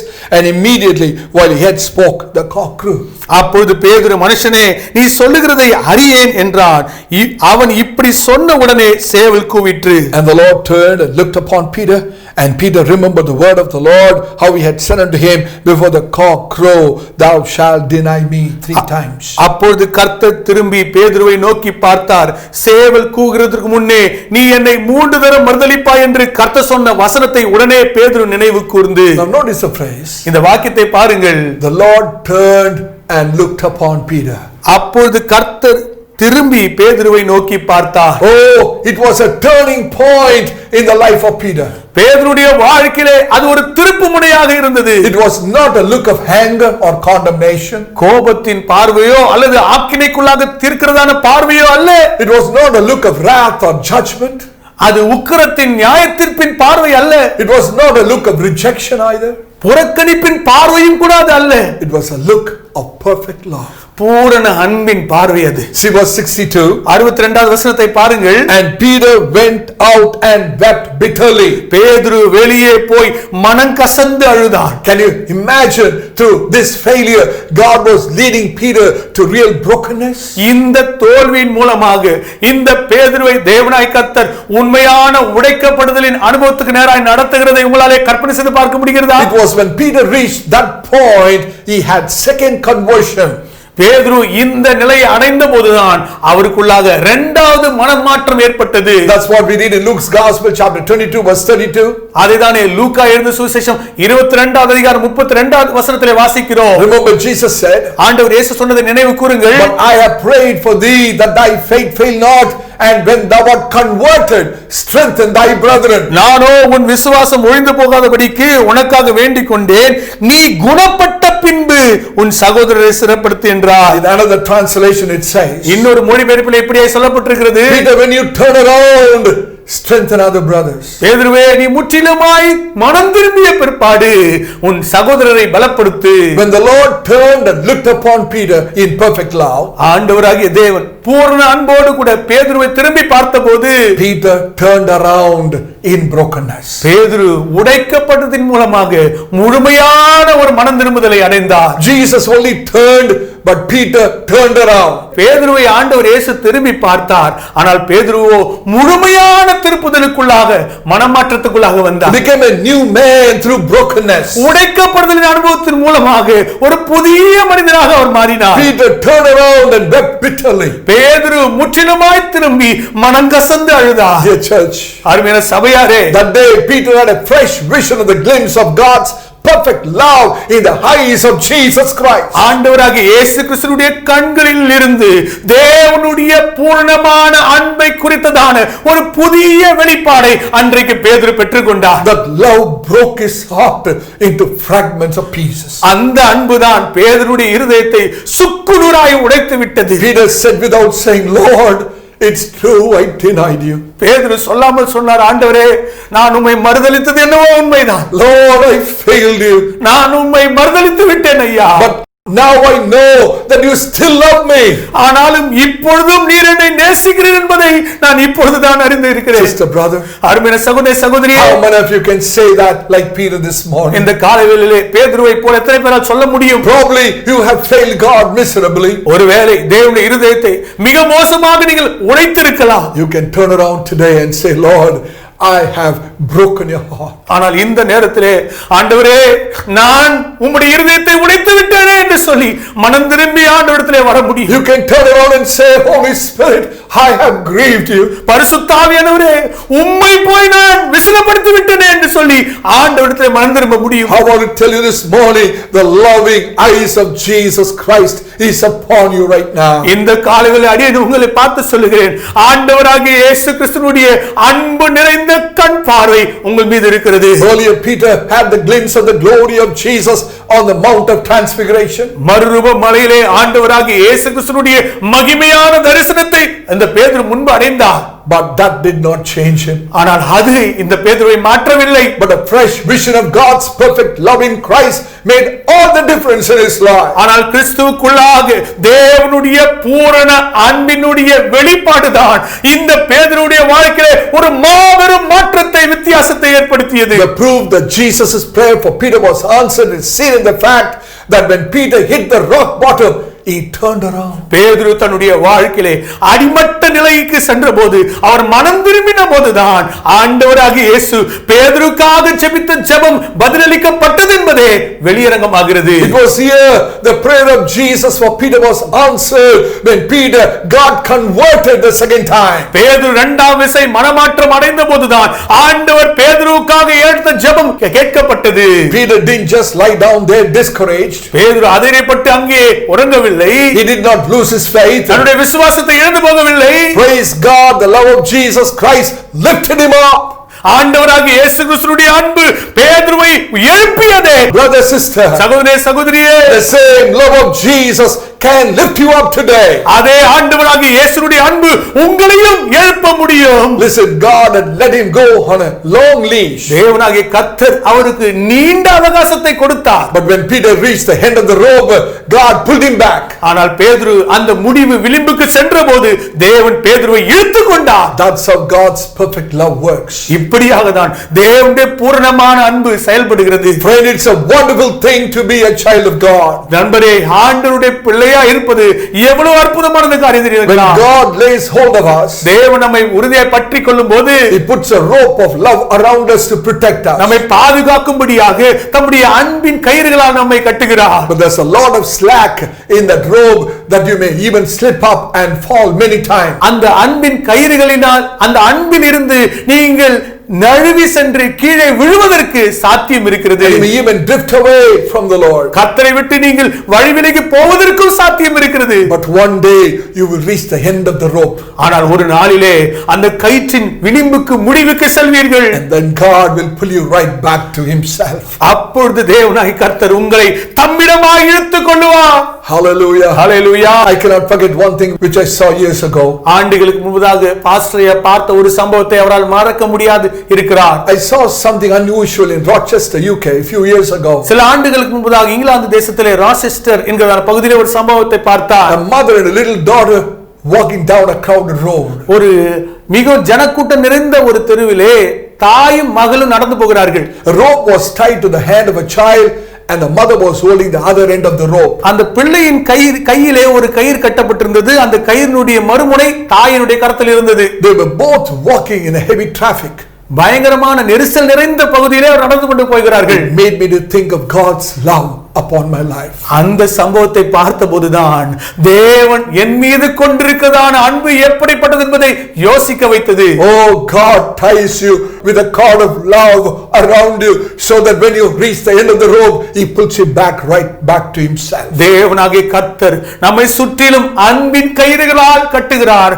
நாம் அந்த கயிறுடைய முனைக்கு போகும்போது தேவனாகிய கர்த்தர் உடனே தீவிரமாய் வந்து தம்மிடமாய் நம்மை இழுத்துக் கொள்ளுகிறார். Of course, you can decide at the point to cut off the rope of love and run away like Judas Iscariot. யூதாஸ் காரியத்தை போல அந்த கயிற்றின் முடிவுக்கு செல்லும் போது அந்த கயிற்றை அறுத்துவிட்டு நீங்கள் உங்கள் இஷ்டம் போல செல்ல முடியும். Or you can choose to be broken by God's kindness and mourn and return to the Lord. அதற்கு பதிலாக அந்த நேரத்திலே தேவனுடைய தயவை நினைத்து அவருடைய தயாபரத்தை நினைத்து மனம் உருகி மனம் திரும்பி அவரிடமாய் திரும்பி வரவும் முடியும். That's what Peter did. அதைதான் பேதுரு செய்தார். We read in Romans chapter 2 verse 4. ரோமருக்கு எழுதின நிருபம் 2வது அதிகாரம் 4வது வசனத்திலே வாசிக்கின்றோம். Goodness of God leadeth thee to repentance. தேவ தயவு நீ மனம் திரும்பும்படி குணப்படும்படி ஏவுகிறது அல்லவா. Peter wept and turned back to the Lord. பேதுரு மனம் கசந்து தேவனிடத்திலே திரும்பினார். But Judas Iscariot didn't do that. ஆனால் யூதாஸ் காரியத்தை அப்படி செய்யவே இல்லை. He cut away the rope in rebellion against God's authority and love over his life, and he was eternally lost. தன் வாழ்க்கையின் மீது தேவனுடைய ஆதிக்கம் தேவனுடைய அன்பு இந்த கயிறை அறுத்துவிட்டு ஆண்டவரை விட்டு விலகி போய் நித்தியமாய் ஆண்டவரை விட்டு தன்னை பிரித்துக் கொண்டார். But I trust you will do what Peter did. ஆனால் நீங்கள் பேதுரு செய்ததை செய்வீர்கள் என்பதாக அடியேன் நம்புகிறேன். Glory to God. தேவனுக்கு மகிமை உண்டாவதாக. The third thought is this. மூன்றாவது கருத்து இதுதான். God's predetermination in man's failures. மனிதனின் தோல்வியில் தேவனின் முன் தீர்மானம். Turn about to Luke's Gospel chapter 22. லூக்கா எழுதின சுவிசேஷம் 22வது அதிகாரத்தை வேதத்தை திருப்பிக் கொள்ளுங்கள். Verse 32, the second part of it. 32வது வசனத்துடைய 2ஆம் பகுதி. When thou art converted, strengthen thy brethren. நீ குணப்பட்ட பின்பு உன் சகோதரரை ஸ்திரப்படுத்து. Jesus then told Peter, பேதுருவை பார்த்து ஆண்டவர் இயேசு சொன்னார், when you turn around and when you are strong enough, once again strengthen your brethren. நீ குணப்பட்ட பின்பு நீ பலனடைந்த பிற்பாடு உன் சகோதரரை பலப்படுத்து. What is God's predetermination concerning you in your failures? உங்களுடைய தோல்வியிலே உங்களை குறித்ததான தேவனுடைய முன் தீர்மானம் என்ன தெரியுங்களா? When you become strong, நீங்கள் பலப்படும் பொழுது you should make others strong in the Lord. கர்த்தரிலே மற்றவர்களை நீங்கள் பலப்படுத்த வேண்டும். It's only when we are broken we can be strong enough to strengthen others. நாம் உடைக்கப்படும் போதுதான் மற்றவர்களை பலப்படுத்தத்தக்கதான பலமுள்ளவர்களாய் நாம் மாற முடியும். Strength comes only through brokenness. உடைக்கப்படுதலின் மூலமாக தான் பலன் வருகிறது. We can confidently say that Peter's preparation for spirit-filled service came through his experience of failure. தோல்வியில் இருந்து கிடைத்த அனுபவங்கள் தான் தேவனுக்கான ஆக்கப்பூர்வமான ஊழியம் செய்வதற்கான ஆயத்தம் வந்தது என்பதை நம்மால் புரிந்து கொள்ள முடியும். I want you to think for a moment. நீங்கள் ஒரு கணம் யோசித்து பார்க்க வேண்டும் என விரும்புகிறேன். If he had been filled with the Holy Spirit without this experience of failure, இந்த தோல்வியின் அனுபவம் இல்லாமல் பேதுரு மாத்திரம் பரிசுத்த ஆவியானவரால் நிரப்பப்பட்டிருப்பாரானால், he would have stood up on the day of Pentecost as a proud man. பெந்தெகோஸ்தே நாளிலே ஒரு பெருமை பிடித்த மனிதனை போல எழுந்து நின்றிருப்பார். He would have stood there as a man who had never failed. தன்னுடைய வாழ்க்கையிலே தோல்வி அடையாத மனுஷனை போல எழுந்து நின்றிருப்பார். He would have stood up there who could look down on other people. மற்றவர்களை ஏளனமாய் பார்க்கிற நபராக எழுந்து நின்றிருப்பார். He would have stood up there as a man who could have despised the poor lost sinners in front of him. தனக்கு முன்பதாக தொலைந்து போன பாவிகளை ஏளனமாய் அவர் பார்த்திருப்பார். And God would have become his enemy because God resists the proud. தேவன் பெருமையுள்ளவருக்கு எதிர்த்து நிற்கிறபடினாலே தேவன் இந்த பேதுருவை தன்னுடைய எதிரியாக பார்த்திருப்பார். Please listen. தயவு செய்து கவனித்து கேளுங்கள். This is the tragedy that has overtaken a lot of Christians today. இன்றைக்கு கூட अनेक கிறிஸ்தவர்களை விழச் செய்ததான ஒரு சோக சம்பவம் இதுதான். They were once filled with the Holy Spirit. ஒரு காலகட்டத்திலே அவர்கள் பரிசுத்த ஆவியினால் நிரப்பப்பட்டிருந்தார்கள். But they were never broken. அவர்கள் உடைக்கப்படவில்லை. They had never experienced brokenness and failures. தங்களுடைய வாழ்க்கையிலே உடைக்கப்படுதலின் அனுபவத்தையும் தோல்வியின் அனுபவத்தையும் அவர்கள் சந்திக்கவே இல்லை. They were genuinely filled with the Holy Spirit perhaps. ஒருவேளை அவர்கள் உண்மையாகவே பரிசுத்த ஆவியினால் நிரப்பப்பட்டிருப்பார்கள். But they were never broken. ஆனால் அவர்களோ உடைக்கப்படவில்லை. And so through pride they have lost anointing today. ஆகினாலே தங்களுடைய பெருமை நிமித்தமாக இன்றைக்கு தங்களுடைய அபிஷேகத்தை இழந்து போயிருக்கிறார்கள். When you are broken, you are strengthened. நீங்கள் உடைக்கப்படும் பொழுதுதான் நீங்கள் பலப்படுத்தப்படுகிறீர்கள். Then you can strengthen other brothers and sisters in the body of Christ. கிறிஸ்துவின் சரீரத்தில் இருக்கிறதான மற்ற சகோதர சகோதரிகளை உங்களாலே பலப்படுத்த முடியும். You know something? ஒன்று உங்களுக்கு தெரியுமா? There are some people in the body of Christ weak and feeble spiritually. ஆவிக்குரியதிலே சோர்ந்து விடாய்த்து போய் இருக்கிற சில விசுவாசிகள் இருக்கிறார்கள். Some others are still babes in Christ. வேறு சிலர் இன்னும் கிறிஸ்துவுக்குள்ளாக குழந்தை பாலகர்களாய் இருக்கிறார்கள். Some others leading a defeated life. மேலும் சில பேர் தோற்கடிக்கப்பட்ட வாழ்க்கை வாழ்ந்து கொண்டிருக்கிறார்கள். They have a desire to live a consistent life, but they still lead a defeated life. ஒரு நிலையான உறுதியான ஒரு வாழ்க்கை வாழ வேண்டும் என்கிறதான வாஞ்சை இருக்கிறது, ஆனாலும் ஒரு தோற்கடிக்கப்பட்ட வாழ்க்கை வாழ்ந்து கொண்டிருக்கிறார்கள். You as an elder brother, மூத்த சகோதரனாக நீங்கள், or as a grown up believer, அல்லது வளர்ந்த விசுவாசியா இருக்கிற நீங்கள், you do not condemn them or despise them, அவர்களை ஆக்கினைக்குள்ளாக தீர்த்தோ அல்லது அவர்களை உதாசீனப்படுத்தவோ கூடாது. but rather in love and meekness try to strengthen them and build up their faith. அன்போடு கூட மனசாந்தத்தோடு கூட அந்த சகோதரனை பலப்படுத்தி விசுவாசத்தை கட்டி எழுப்புங்கள். Do you know what Apostle Paul says when he wrote to the church at Galatia? கலாத்தியர் திருச்சபைக்கு அப்போஸ்தலனாகிய பவுல் எழுதினபோது என்ன குறிப்பிடுகிறார் தெரியுங்களா? Turn the Bible to the book of Galatians chapter 6. கலாத்தியர் 6வது அதிகாரத்துக்கு வேதத்தை திறந்து பாருங்கள். I am reading first 3 verses. முதல் 3 வசனங்களை அடியேன் வாசிக்கிறேன். Brethren, if a man be overtaken in a fault, ye which are spiritual, restore such an one in the spirit of meekness, considering thyself, lest thou also be tempted. சகோதரரே, ஒருவன் யாதொரு குற்றத்தில் அகப்பட்டால் ஆவிக்குரியவர்களாகிய நீங்கள் சாந்தமுள்ள ஆவியோடே அப்படிப்பட்டவனை சீர் பொருந்த பண்ணுங்கள். நீயும் சோதிக்கப்படாதபடிக்கு உன்னை குறித்து எச்சரிக்கையாயிரு. Bearing one another's burdens, and so fulfill the law of Christ. ஒருவர் பாரத்தை ஒருவர் சுமந்து இப்படியே கிறிஸ்துவினுடைய பிரமாணத்தை நிறைவேற்றுங்கள். For if a man thinks himself to be something when he is nothing, he deceiveth himself. ஒருவன் தான் ஒன்றுமில்லாதிருந்தும் தன்னை ஒரு பொருட்டென்று எண்ணினால் தன்னை தானே வஞ்சிக்கிறவனாவான். There is no one who is beyond hope. நம்பிக்கையின் எல்லையை தாண்டி இருக்கிறவர் ஒருவருமே இல்லை. Did you hear me this morning? நான் சொன்னதை நீங்கள் கேட்டீர்களா? No one is beyond hope. நம்பிக்கையின் எல்லையை தாண்டி ஒருவருமே இல்லை. There is hope for every one of you as long as you are alive. நீங்கள் உயிரோடு இருக்கிற வரைக்கும் ஒவ்வொருவருக்கும் ஒரு நம்பிக்கை இருக்கிறது. Hope is lost only when a person is dead. ஒரு நபர் மரித்த பிற்பாடுதான் அந்த நம்பிக்கையை முடிவு பெறுகிறது. Once we have been to the bottom of ourselves, we can never despise others who are still there. நாம் அடிமட்ட நிலைமைக்கு போய் வந்திருக்கிற பிற்பாடு அந்த நிலையில் யாராவது ஒருவர் இருப்பாரானால் அந்த நபரை ஒருபொழுதும் நாம் அசட்டை செய்ய மாட்டோம். We can never look down thereafter on sinners or backslidden believers or even Christian leaders who fall. பாவிகளை குறித்தோ பின்மாற்றத்தில் இருக்கிறவர்களை குறித்தோ விழுந்து கொண்டிருக்கிறதான ஊழியக்காரர்களை குறித்தும் கூட நாம் ஒருபோதும் ஏளனமாய் நினைக்க மாட்டோம். We can never be proud of our victory over sin because we know that failures we ourselves were at one time. ஒரு காலகட்டத்திலே எப்படிப்பட்ட தோல்விகள் வழியாய் நாம் கடந்து சென்றிருக்கிறோம் என்பதை உணர்ந்தவர்களாய் ஜெயத்தை நாம் இப்போது அனுபவித்தாலும் கூட ஒருபோதும் மற்றவர்களை தரக்குறைவாக ஈனமாக ஏளனமாக நினைக்கவே மாட்டோம். That's why Peter himself warned other Christians in 2 Peter chapter 1 verse 9. இதை குறித்து தான் 2 பேதுரு 1ஆம் அதிகாரம் 9வது வசனத்திலே பேதுருவும் கூட கிறிஸ்தவர்களை எச்சரிக்கிறார். But he that lacketh these things is blind and cannot see afar off and hath forgotten that he was purged from his old sin. இவைகள் இல்லாதவன் எவனோ அவன் முன் செய்த பாவங்கள் அற தான் சுத்திகரிக்கப்பட்டதை மறந்து கண் சொருகி போன குருடனாய் இருக்கிறார். Don't ever forget how you yourself were once cleansed from your sin. நீங்கள் உங்களுடைய பாவத்தினின்று கழுவப்பட்ட அந்த நாளை ஒருபொழுது நீங்கள் மறக்க வேண்டாம். He wants them there that if they do forget that they will become blind and short sighted. அவர்கள் அந்த நாளை மறப்பார்களானால் அவர்கள் கண் சொருகி போனவர்களும் குருடர்களுமாய் இருக்கிறார்கள் என்பதை குறித்து பேதுரு அவர்களுக்கு ஞாபகப்படுத்துகிறார். They forget the pit from which God pulled them out.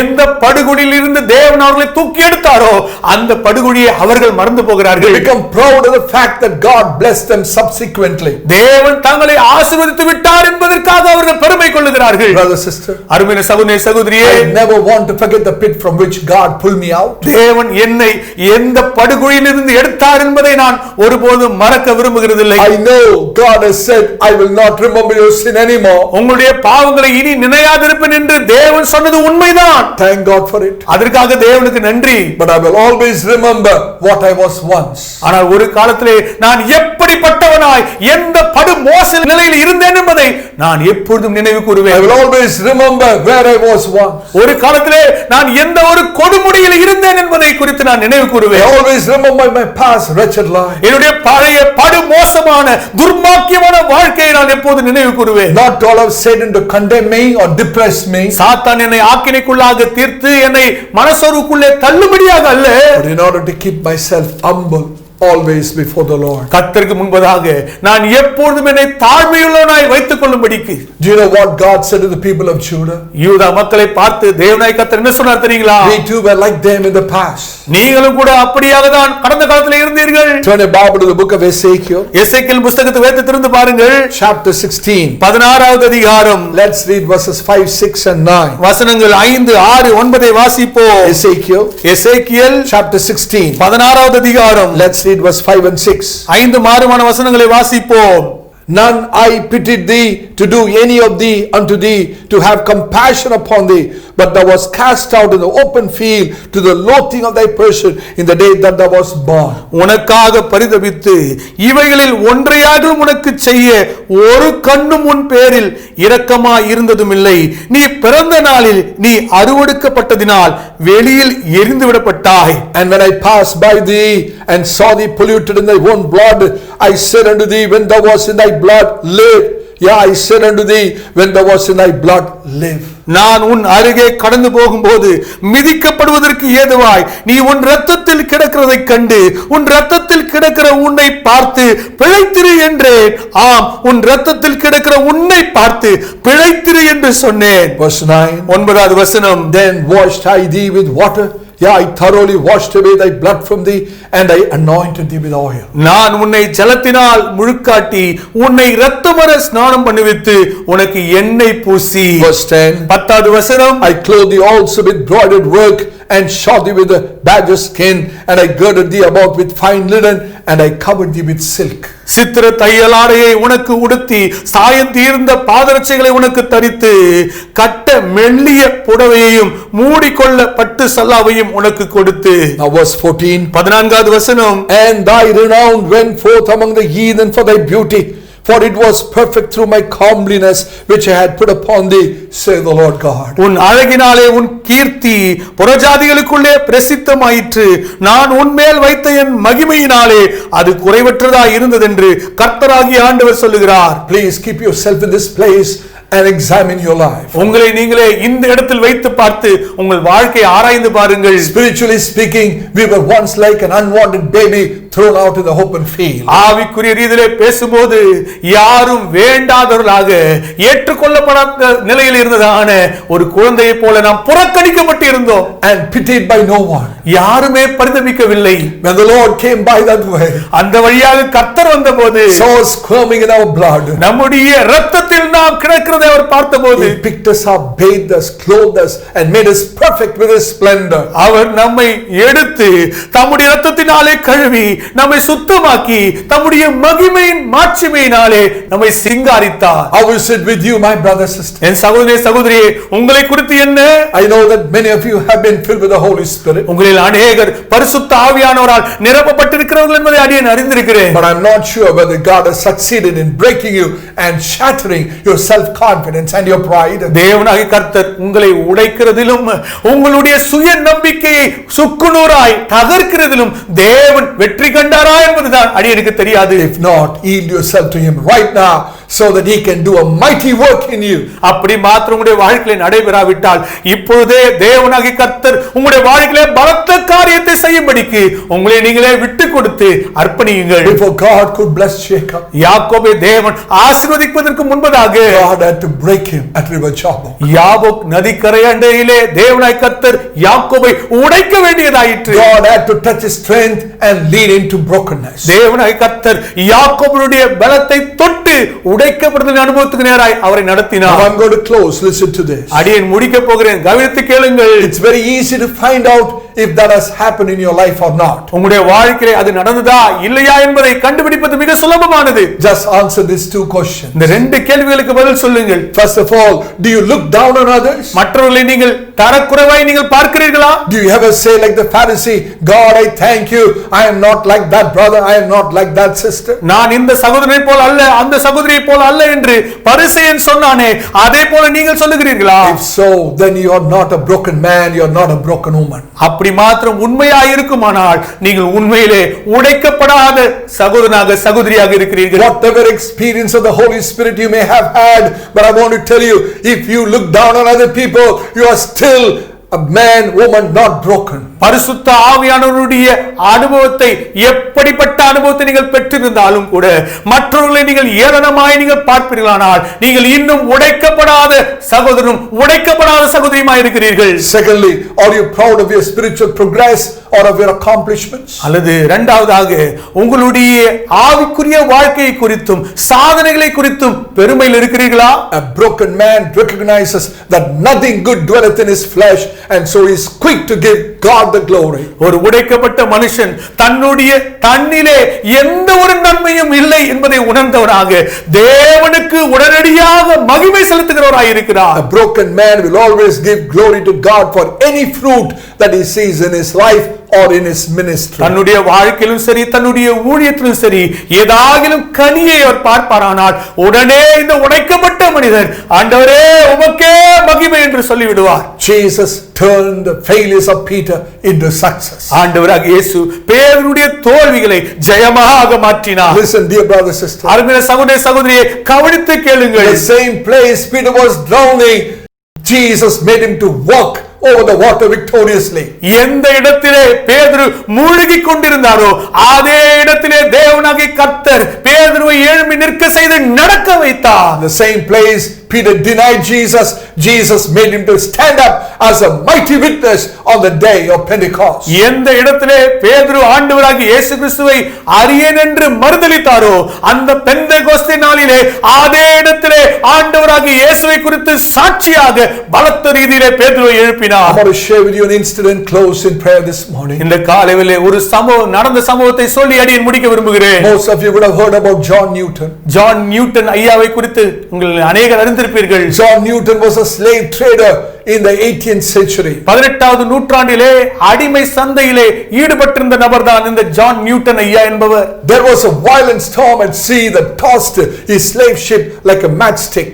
John Newton ஐயா இந்த அடிமைகளை எல்லாம் ஒரு கப்பலிலே எடுத்துக்கொண்டு போகும்போது அந்த கப்பலை ஒரு பயங்கரமான புயல் சந்தித்து அந்த கப்பல் மூழ்கத்தக்கதாக அலசடிப்பட்டது. Newton was terrified and he cried out to God that day. அந்த நாளிலே நியூட்டன் ஐயா மிகவும் கலங்கி ஆண்டவர் நோக்கி கதறினார். He said, Lord, if you stop this storm, see me safely home, I promise to cease this slave trading. ஆண்டவரே, இந்த புயலை மாத்திரம் நீர் தடுத்து சுகபத்திரமாய் என்னுடைய வீட்டுக்கு கொண்டு போவீரானால் இந்த அடிமை சந்தையை நான் முற்றிலுமாய் நிறுத்தி விடுவேன் என்று சொல்லி தீர்மானித்தார். I will not only stop this slave trading, I will become your slave, Lord. ஆண்டவரே, இந்த அடிமை சந்தையை நான் நிறுத்துகிறது மாத்திரமல்ல, நான் உம்முடைய அடிமையாக மாறுவேன் என்று ஒப்பு கொடுத்தார். The ship survived. அந்த கப்பல் பாதுகாப்பாய் சென்றது. And Newton kept his promise. Newton ஐயா தான் சொன்ன வாக்குறுதியை காத்துக்கொண்டார். He became the minister of the gospel. சுவிசேஷத்தை அறிவிக்கிற ஊழியராக மாறினார். And it was he who later wrote the hymn,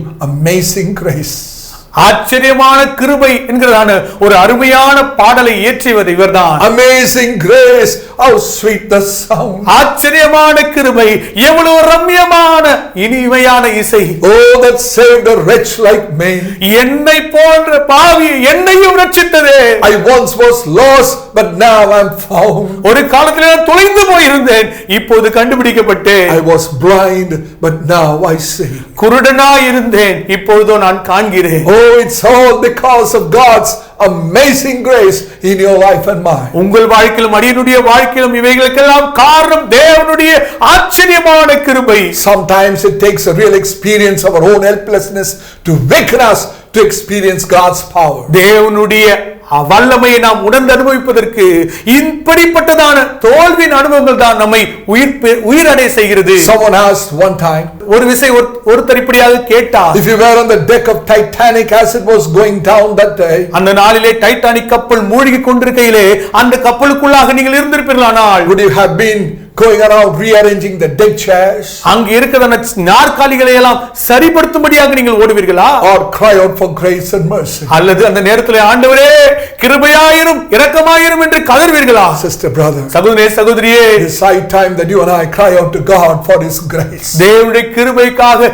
கதறி அழுது கேட்கிறதான காலகட்டம் இது. Oh, will you close your eyes right now? இப்போது உங்கள் கண்களை நீங்கள் மூடுவீர்களா? If you feel that your life is an utter failure, உங்களுடைய வாழ்க்கையானது ஒரு படுதோல்வியா இருக்கிறதாக நீங்கள் உணர்ந்தால், I want to tell you, God has got a purpose concerning you. உங்களை குறித்து தேவனிடத்திலே ஒரு நோக்கம் இருக்கிறது என்று அடியேன் உங்களுக்கு சொல்லட்டும். God's purpose in man's failures, மனிதனுடைய தோல்வியில் தேவனின் நோக்கம், God's perfect love in man's failure, மனிதனின் தோல்வியில் தேவனின் பூரண அன்பு, God's predetermination in man's failure. மனிதனின் தோல்வியில் தேவனின் முன் தீர்மானம்.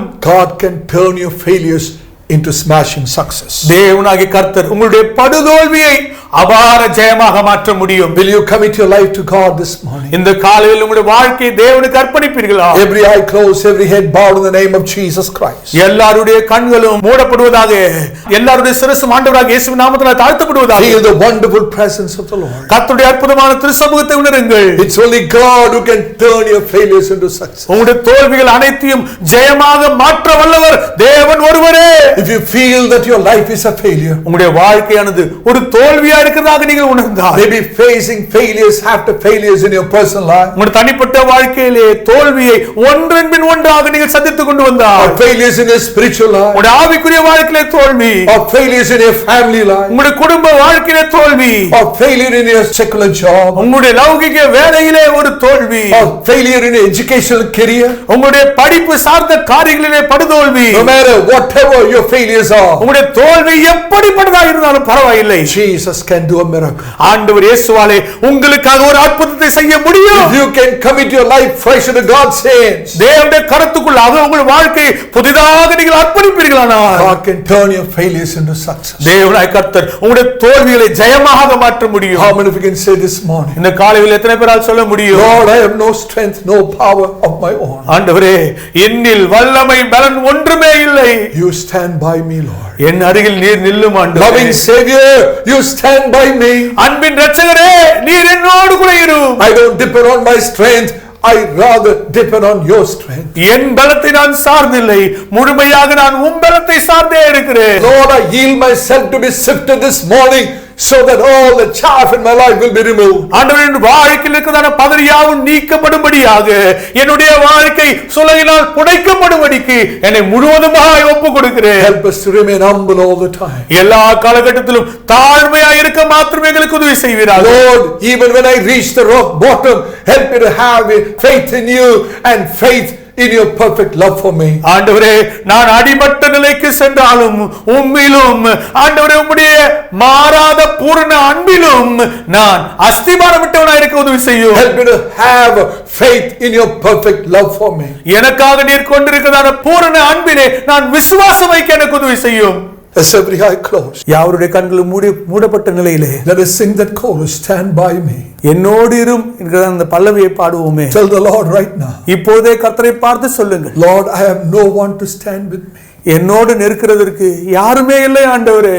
I have no strength, no power of my own. என்னிலே பலனும் வல்லமையும் இல்லையே இல்லை. Lord, at times I feel weak and feeble. சில நேரத்திலே பலவீனப்பட்டு சோர்ந்து போய் காணப்படுகிறேன். I pray this morning that you will stand by me, Lord. இந்த காலைவேளையிலே நீர் என்னோடு கூட நிற்கும்படிக்கு ஜெபிக்கிறேன். Would you join us singing this chorus right now? இப்போது நாங்கள் பாடும்போது எங்களோடு கூட சேர்ந்து இந்த பல்லவியை பாடுவீர்களா? Stand by me. என்னோடு இரும் ஆண்டவரே. Stand by me. Stand by me. Loving Savior, stand by me. I have no strength, no power of my own. Loving Savior, stand by me. என்னோடிரு